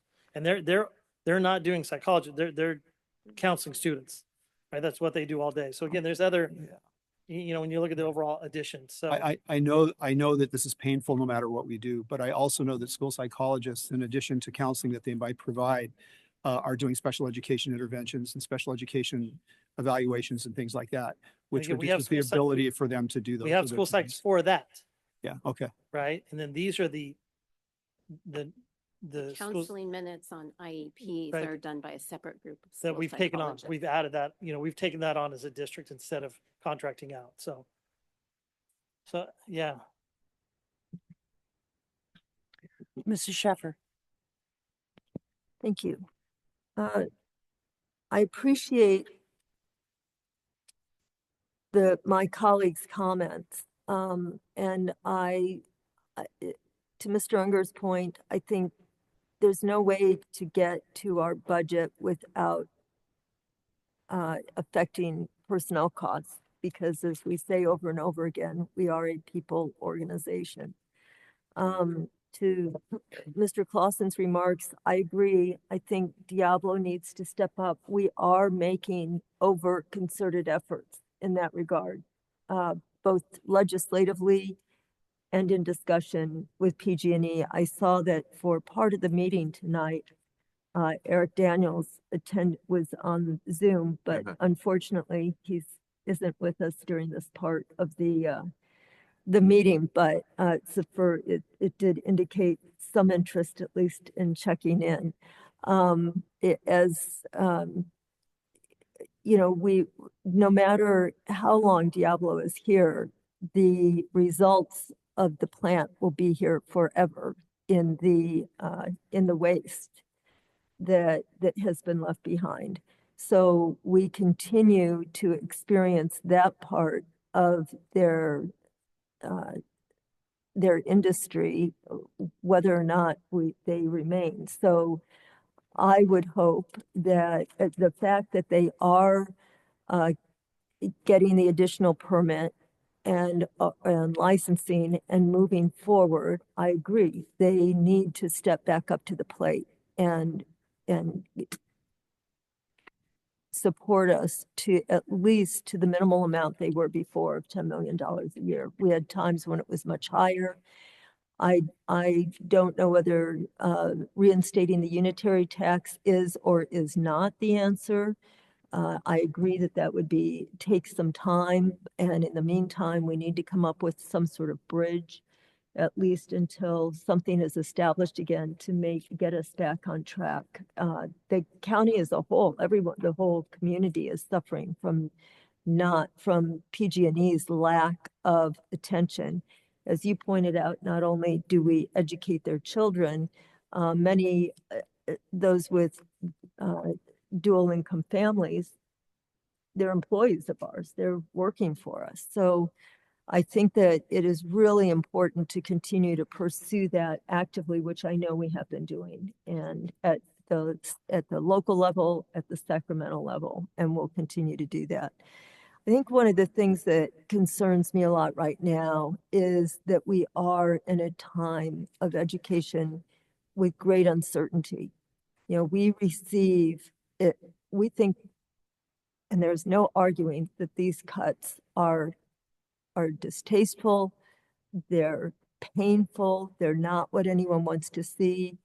If indeed at the federal level, the Department of Education goes away, we lose another $10 million or so overnight if that occurs. So to think that this will be the end of it, I think just in this time of great uncertainty is unrealistic. Now, I don't feel that we need to anticipate that and cut in anticipation of maybe that will happen, but I think we need to be realistic about it. That we just don't, the unpredictability is really destabilizing. I also want to talk about TK. We are maintaining it. I hope if the board votes that way, we could have solved and I think that was the initial presentation, we could have solved everything by eliminating TK or prevented other cuts. We chose not to do that and instead to try and maintain it and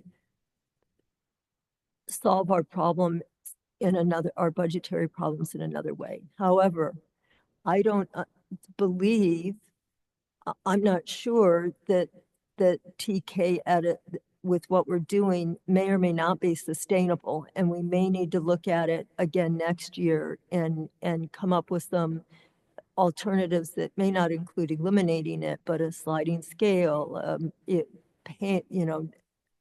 figure out ways to keep TK at least for some of our families.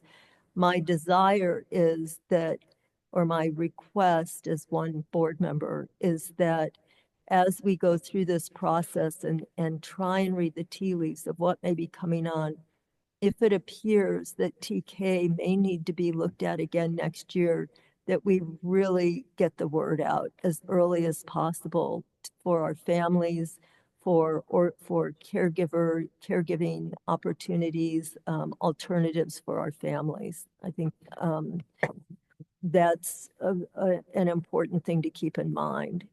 And to really stress, I think a sort of strange positive of going through this is people are paying attention to the budget. People are paying attention to how this works. We've talked about this forever. We indicate the budget reports and information is available. It's discussed. Mr. Pinkerton gives a report at every single board meeting and we don't talk about cuts at every board meeting, but we do talk about what the budget looks like, what we're anticipating, where the money comes from, where it goes. This is a really important piece of the work that the board does. And oftentimes during the first part of the meeting, when we have public comment before we have the superintendent's reports, people come and speak about, we need to be doing this, we need to be doing that. And I've said to people before, stay for the budget report and listen. And they'll say, no, I've said what I want to say, and they leave. And so listening, being aware of the budget piece of the really difficult, the challenging work that we do as a district and as a board, having that information, becoming more educated, the public becoming more educated about that will serve our students and families and help us make better decisions. So I would urge everyone to maintain this level of interest and curiosity about what we do. It's why we're called trustees. And it is a big, important part of our job sitting up here is to decide, make crucial decisions about how our limited resources are distributed. Thank you. Mr. Buckman. Thank you. Just a real quick question. I was able to spend some time on one of our new buses, and it was electric. And if I remember correctly, the bus cost $500,000. Okay, so just real quick, do we have a bus on order at this time? Do we have another? We have 10 buses on order. We have 10. But- Okay. But we have grants to pay for them. Excuse me? But we have grants to pay for them. Okay, so we Thank can't. goodness. We can't. Or we wouldn't have 10 buses on order. I appreciate that. Yeah. So it's not a matter of canceling one bus. No. Okay, I just had my fingers crossed. Okay. People said, or at least one person said, we're not working up in Sacramento. And we've all said, I wonder if you could share the names.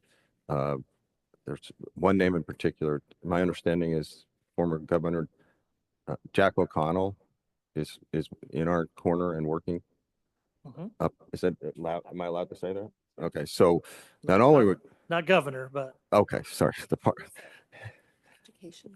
education lead. sorry, For the, CDE, yes. but he's in our corner, he's working. So it's not just a frivolous talk. We've really put some time and effort into this. And then I just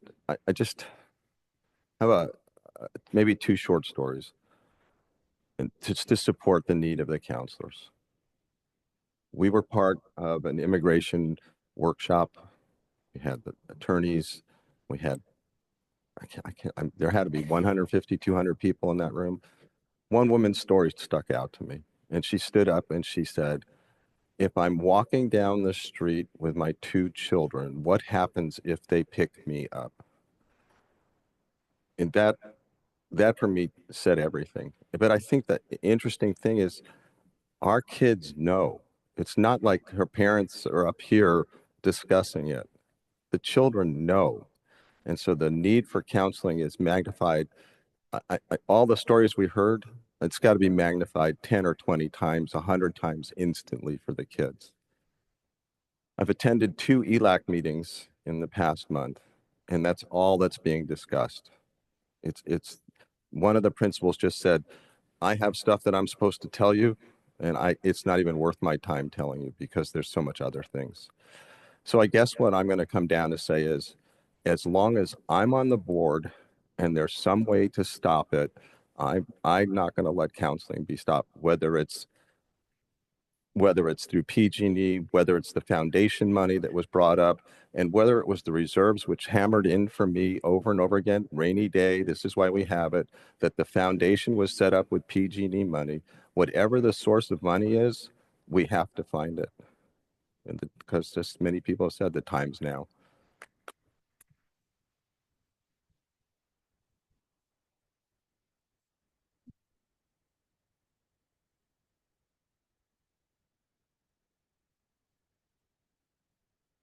I guess it's my turn. Couple of things that I just wanted to clear up. It was one of our staff members had spoken at the podium and said that it was first come, first serve for TK enrollment, and you said that was not correct. And that person also said it was first come, first serve, or it was happening now, enrollment for summer experience. Where does that lie? So the ISLA team and I are currently working on finishing all the enrollment documents communication that's going to be going out to school sites. So I'm not sure at this time. She said she heard from her principal, but we haven't noticed our principals directly yet, just that we were working with our TK team to develop a schedule, and more information will be coming and going out to families. The current plan is to enroll into TK in the same fashion that we always have, and that they'll be in person, there'll be banners, it'll be in Spanish and English. We're going to be taking all the students that are 4-year-olds at whatever time they come to us if they meet the birthday cutoff date.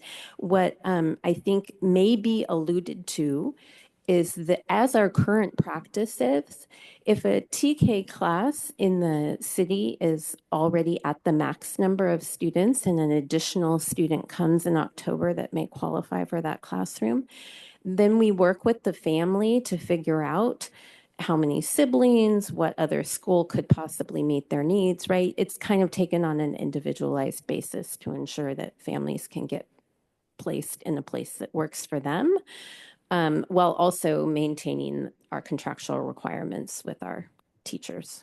So it could be that if a TK classroom is full, we will decide to either add an additional TK class, create a TKK combo, or invite the family to consider a nearby TK placement and then plan to return in kindergarten with the rest of their school. But again, none of this is changed or different from our practice currently. And that goes along with every grade level in the district, right? So you might have, we can only have 35 kids in a class.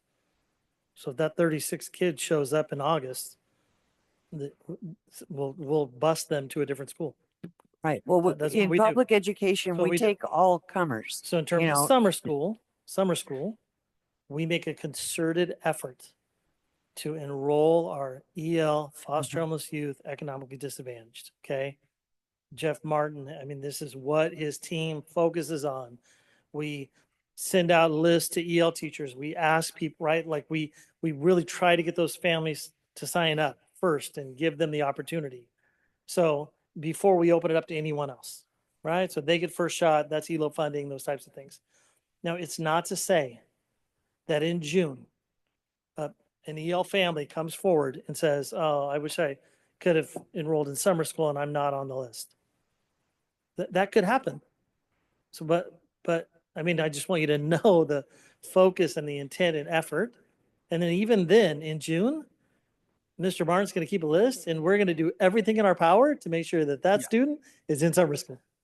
Right. So I think you see Dr. Prater shaking his head and this is his baby, right? Like summer, Yeah, that's not happening. summer experience. Whatever we heard tonight is key. Is not accurate. That's not what we're doing. So now, but again, not to discount that she might have had a particular student that had an issue, right? That might have happened. But to think that that's just a widespread, hey, oh no, after this date, no, you're done. You don't get to come. No. No, we just want to dispel that. Yes, so right. that Absolutely. no Let me one add has one more concerns. piece about high school summer school. We are also, Dan Neff and the high school principals are working on a special plan for our AVID and Next Gen EL students, foster homeless youth students, to ensure they all have a specialized plan to enroll in the appropriate high school class. We are again working on an acceleration plan for our AVID Next Gen students so that they can take a hybrid PE AP prep class, because what we're hearing is that cohort is moving into 10th and 11th grade is they want more support feeling prepared for AP tests because we encourage them to take at least one AP class, but they're sharing that they don't feel prepared for it. So we're going to do an AP jump style AVID prep for those students is currently what we're looking to do this summer. In order for them to take that AVID elective during the school year, they pretty much have to take a summer class, right? Because there's just no room in their schedule, especially on the college prep track. Okay. And then, I've been on this board a long time and many of my colleagues have served with me. And I don't think anyone would dispute that I have been a fierce advocate for counseling always. And it is so painful to think about having to make cuts to counseling. Now, I know it used to be, perhaps it's different now, but it used to be that none of the surrounding districts had elementary counselors. Do they now have them? Have they recognized the need?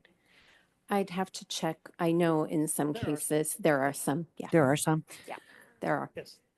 Okay. So if It's we the were word on the to- street is Luciamar has counselors on the management do? pace management. management scale. I don't know. I'm not familiar with telecounseling, although my sister has a doctorate. She counsels her clients via Zoom or over the computer, and it seems to work very well. I don't know, because I'm not really familiar with it. I don't know how it would really work for a second grader, or how it would, Yeah. So right now, the telehealth for elementary school is always family-based counseling. Okay. And so it's a family-based session. We have successfully had in 50 or 60 students get to multiple sessions with the telehealth right now. We've had over 180, I think, Janet. Yeah. Do you have the number right there? Okay. A little less than 200 total referrals. They are mostly, I'm doing this off the top of my head from the slideshow, they are mostly related to stress, worry, and anxiety. It's a predominant concern and complaint from families and students seeking support. Okay, so that's what? a new program this year. So Janet's been, again, got it off the ground with Angela Riles, and it's just Yeah, starting. we've had no real reports on it, so I don't know much about it. Very soon.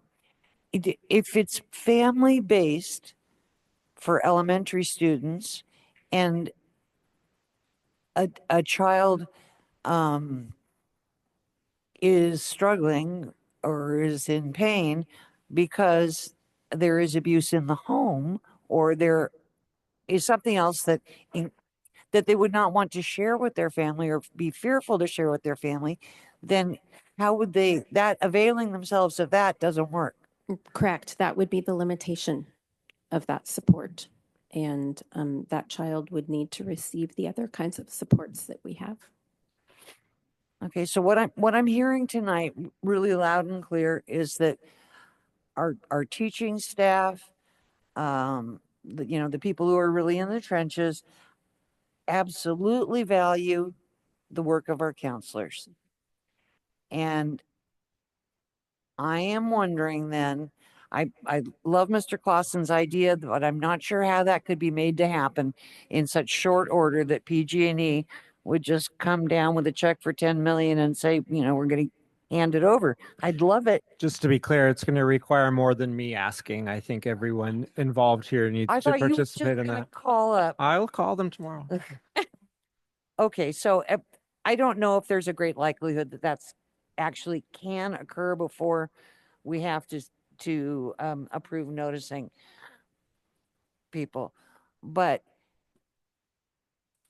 if we want to preserve counseling and we want to maintain all of the systems of support that we've enjoyed is a funny word, that we've developed, come to have during these post-COVID years, would all of those things be preserved if we increase class size by one more student at every grade level?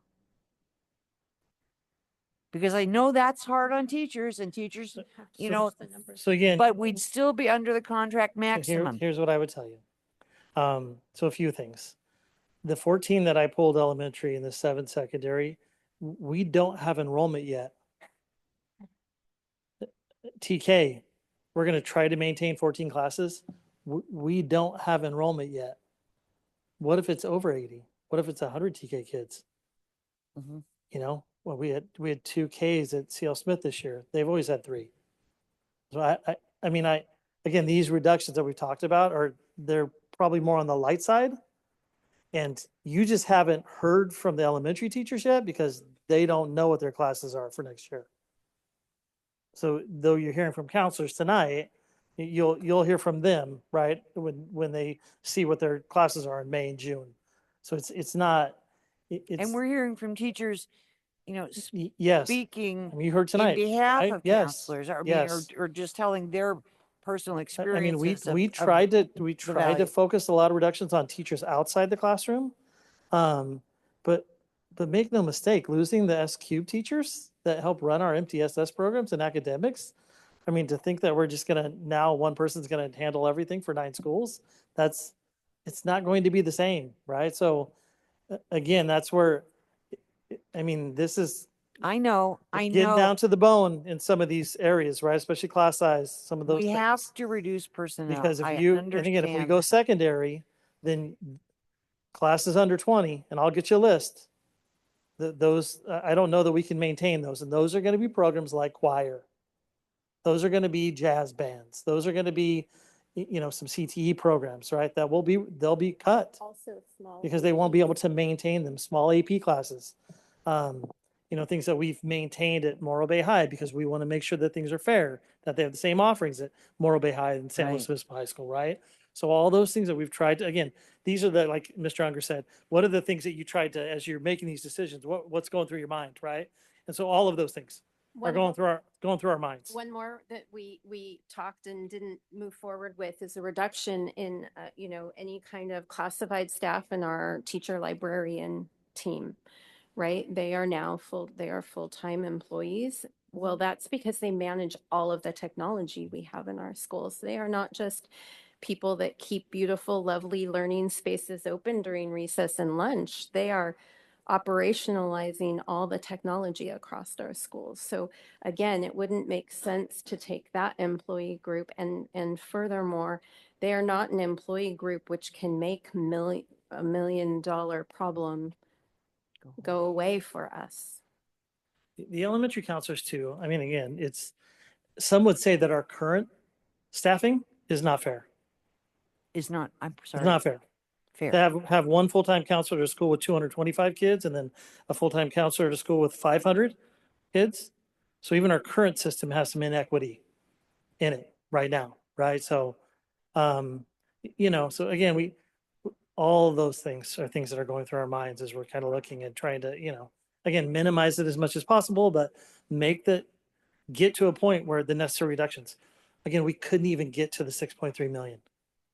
I couldn't even find another 500,000 that we could even live with, right? So yeah, let's spend on the reserves a little bit and move through this process. But no, waiting on the wings. If PG&E doesn't just donate $10 million to us each year, or that it takes more than 1 year to get our unitary tax established or TK funding or those things, this board will face a $2.7 million dollar deficit next year.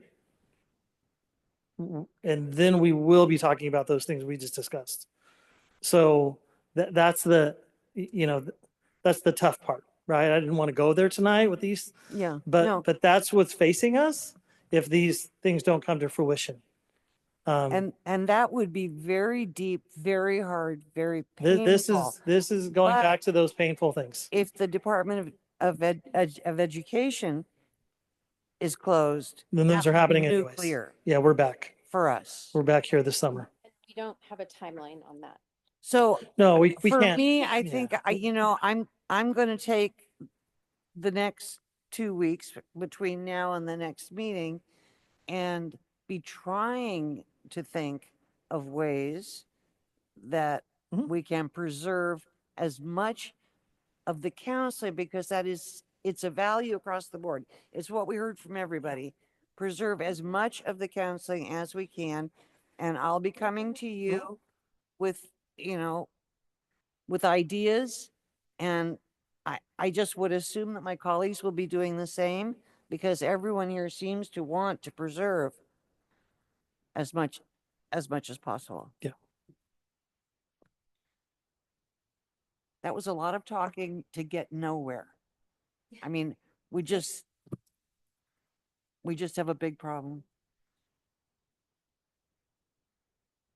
Well, could I just respond to your comment? I want to take issue with you joking about the fact that PG&E might donate money, and I want to take issue with the fact that you had no confidence that they will.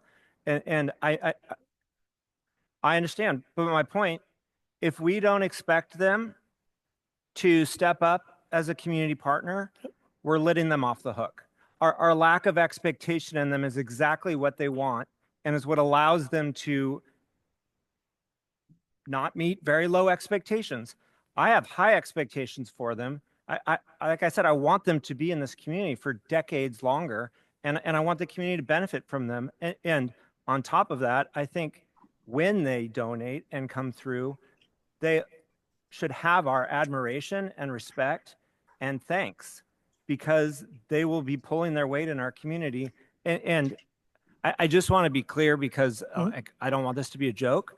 I didn't bring this up because I didn't want to address budget cuts. I actually think there's a solution here, and we all need to push on it. And having low expectations is exactly the way it doesn't happen. Brian, I don't think it's a joke. I don't think it's a joke. Well, I don't think we need to be thanking PG&E either. I I think don't we should, think yeah. it's largesse. I think it's their obligation. We have everyone in these communities, our coastal communities and town, we have taken the risk with our lives and the lives of our children since Diablo opened. Mm-hmm. And I think it is their obligation to support us rather than a largesse on their part and something that I need to be particularly thankful for. They should be thankful that they're able to operate in our community. Agreed. It's two sides of the same coin. Whether they step up because we ask them to, or whether they step up because they should. When they step up, I will be grateful. I will advocate for their extension. I will be an advocate for them in the community because they will have done the right thing. And I will want to thank them because they will have saved our counselors and our teachers, and more importantly, our students. And they can save our students. Yes, they can. But historically, they haven't done the right thing until they have been put. Sure. The fact that our expectations are so low is not a reason not to push for and expect I this. agree. Okay, I agree with you there. Well, that's was called a dialogue. We have many Let's go. monologues, but we had a dialogue. Does anyone else have comment? Okay, Mrs. Just Baldadano. to be clear, Mr. Clausen, to be clear, that approach is a one-time fix It's not. because they still have to advocate for the long-term unitary tax. Unless No, they that's not what commit- I'm. That's not what I'm proposing. You're not. I'm proposing they commit to $10 million a year of benefit coming to this district for every year that plant is open. I If see. it's open for another 20 years, it's not a near-term fix. I If we see. replace it with unitary tax, great. Then it's a bridge. If we never get unitary tax, it's a solution. But it's a solution, I think. Okay, I misunderstood. No, that. no, it's not like, hey, give us, it's not fix this year. It's live up to the obligation you've had for decades. For decades, they have made that contribution, and the plant is going to continue. Just do it as long as the plant's open. So we need to harness the organizing and leadership of our teachers, our parents, and our community to focus their attention there. And I agree. we can set the example. Yes. So how would we go about doing that? I mean, first steps. I'm sure they our hear us right community, now. our I know they're listening. So the message hopefully is clear. I think we need to have a discussion with them. I think it's straightforward. I think the county needs to have a discussion with them. I think the county is down the street contemplating layoffs right now also, and they lost funding. Our community is losing jobs and hurting, and it's very fixable. And like I said, if they do it, I will admire them and thank them. But to your question, I think we need to have a discussion, a very quick, direct discussion, saying, here's our foundation, here's the solution. We don't need funds by February 18th, but we need a public commitment that you're going to provide us funds next year, and that solves our budget problem. So if it's and they PG&E is listening, by the way. What I'm hearing you say is perhaps well-composed letter, and the ability to engage them on these terms in a meeting. And Mr. Clausen, it sounds like you'd like to join me. I'd love to meet with them as a valued community partner. Like I said, I think it could be a really productive relationship for everyone. Okay. You know, I would add that we, a few weeks ago, when handing out flyers with legislators' information, we know it worked because we heard from legislators that they were being being inundated with emails and contacts. So, you know, we need to do the same thing with PG&E. You know, they're easy to find. They're in the neighborhood.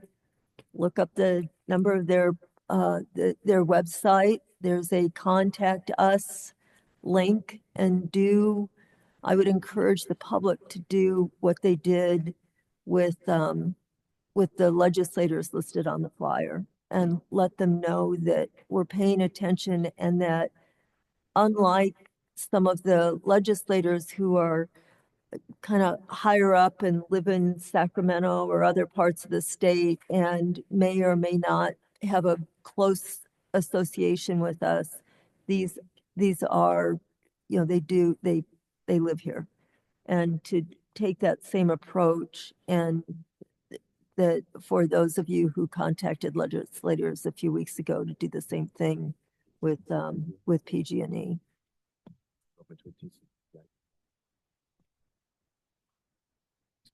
Yeah, sure. Yeah. So in the room, just recently we had SLCTA. I know CSEA was here. The board is here. Administration's here. You know, every once in a while, all the groups agree, strongly agree on something. And so I think Mr. Clausen is a great idea. I think the superintendent's a great idea, but I would invite, if it's okay, I'd like to invite all the organizations to come together and make that approach. And if that works for the superintendent, or if it works for Mr. Clausen, but I think that's one hell of a powerful voice. So I know it's worked in the past for public education. Not everyone. Yeah. Yeah, but anyway, just an idea.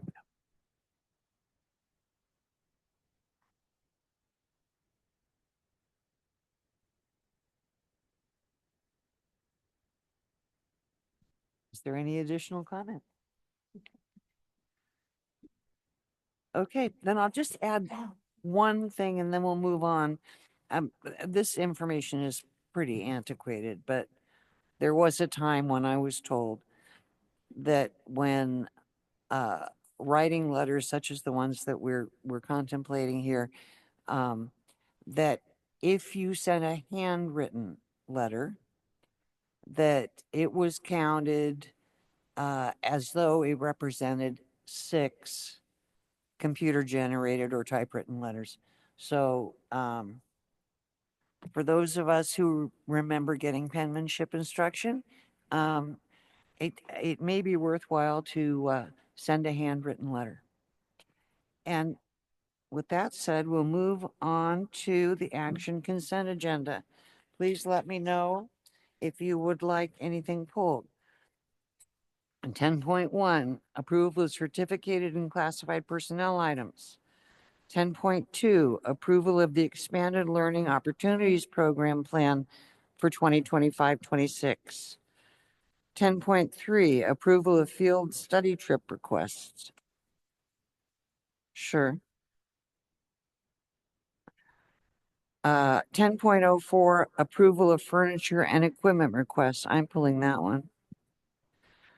10.05, approval of the minutes of November 19th, 2024. 06, approval of the minutes of December 17th, 2024.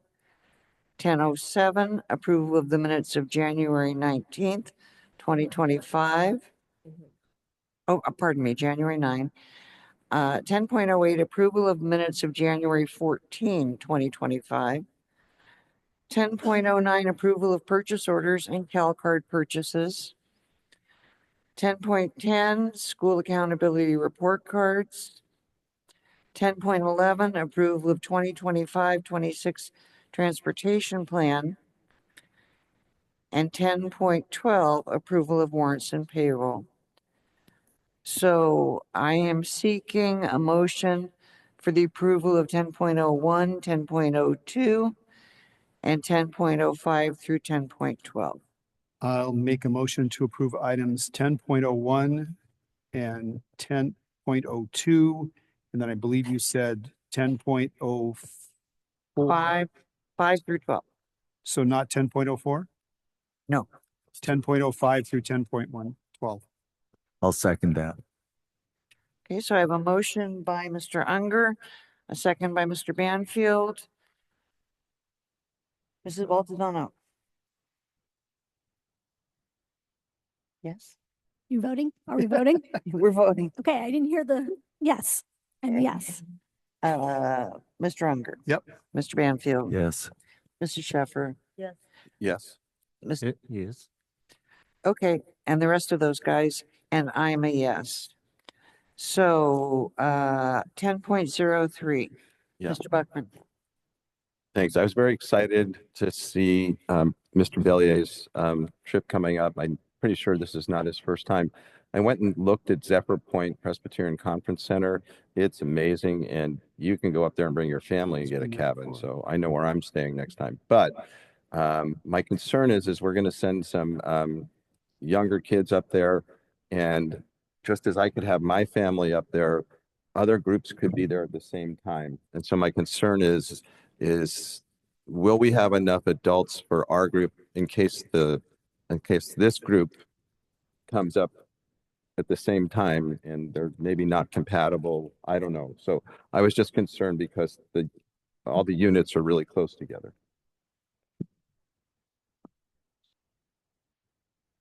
Yeah, thank you.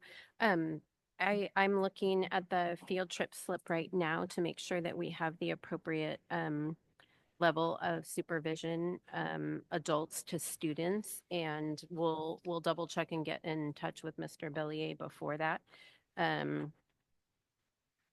happens. But yes, we have a board policy which outlines how many adult chaperones are required on approved field trips. Right. And I appreciate that, and I'm interested to know, but I'm also just wondering in this case whether we might need more or less. So I'm just gonna, so I'll move approve. Thanks. I'll move approval of, what is it, 10.3? 10.03. I'll move approval of 10.03. A second, please. I'll second. Okay, so I've got a motion by Mr. Buckman, a second by Mrs. Sheffer. Mr. Buckman, Mrs. Sheffer, Mr. Banfield. Yes. Mr. Unger. Yep. Mrs. Baldadano. Yes. And I'm a yes. I'm a yes too. Oh, I beg your pardon. I beg your pardon, Mr. Clausen. So that passes unanimously. Okay, I pulled 10.04, which is the FERS furniture and equipment request, only because as I read through everything, I noticed that there was a switchgear on here for $155,000, and I thought, wow, I've never seen one of those come through on a FERS. That's a big draw. So I spoke with Mr. Bonin, and that is actually more appropriately applied to Measure C, and it was just a coding thing, and it's been corrected. So just in case anyone else wondered, why we were buying something that expensive out of the general fund, that's what it was. That said, I'll move approval of 10.04. I'll second. Thank you. So, motion by myself, second by Mr. Unger. Mr. Unger? Yep. Mrs. Baltadano? Yes. Mr. Banfield? Yes. Mrs. Sheffer? Mr. Buckman? And Mr. Clausen? Yes. Okay, and I'm a yes.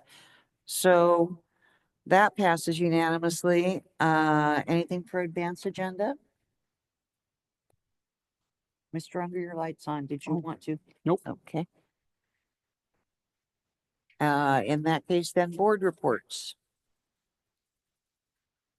Mr. Unger. I'll make it quick. I too went to the Capital Advisors meeting that Mr. Pinkerton went to. And it was, as he said, it was really quite interesting. Not a lot of, I thought, not so much for basic aid school districts, but mostly for revenue limit school districts. I also met with several people from Morro Bay regarding Morro Elementary School and got some interesting insights there. I attended the immigration forum and the community meetings, and along with Mrs. Baltodano and Mr. Clausen, I went to the Reach Ideas and Actions Forum as part of my commitment to the foundation. Okay, anyone else? Mrs. Baltodano. Yeah, I just want to acknowledge that these are scary times for a lot of our families. There's a lot of anxiety and uncertainty, and so I was really pleased to attend a very well attended program on immigration at Pacheco Elementary School. I think there were something like 300 people on site and another couple hundred or 150 on Zoom. So that was good to get to be in that place together. There were other board members there as well. I've had a phenomenal meeting with our food services director, and I've met with a lot of directors of different programs in our district through my, attempt to meet everyone and spend good quality time with everyone, in addition to the board walks that I've started to do. But I just want to say that I'm very much looking forward to, on Thursday, I'm going to be doing mock interviews with our AVID students at SLO High School who are practicing for scholarship interviews, and I'm looking forward to doing that. Okay, Mr. Buckman. Yep, just real quickly. I didn't know that you're going to be doing the interviews as well. I'll see you there. That's going to be exciting. I met with Rita Casaverde, who is the director of the Diversity Coalition. We talked about the effect of this immigration stuff on students and what the Diversity Coalition is going to be working on. And as I mentioned, I attended 2 ELAC meetings so far towards the end of the year. And what's happening in Washington, what Trump is doing, is just the scariest thing I have ever heard of. I'm online right now trying to see whether he's closed the Department of Education yet, because it could have happened already, but it hasn't. But it's just so scary. Okay, well then, I'll just say I can't remember everything that I did. I attended both together with most of my colleagues, both of the community forums regarding the budget in town and in Morro Bay. I met with 3 community members in Morro Bay regarding the Morro Elementary situation. Nothing else really stands out in my mind. I think that's what I did. So can I pop in? Oh, absolutely. Just since everyone else is, I attended many of the things that my colleagues did. I don't need to repeat that, but I wanted to thank Mr. Mayfield. I visited CL Smith last week because I felt a great need to be on the ground at a site with kids. And I appreciate his welcoming me on short notice and the opportunity to sit and watch the kids film, the kids from the leadership class filming their weekly updates for the next week and announcements. And it was really fun to watch them. They'd written the script. They had a director in the room, a student director. They have student editors and student announcers for the Superstar News that is presented every Monday. So it was great fun and always important to see our work in action. So thank you. And with that, we are adjourned.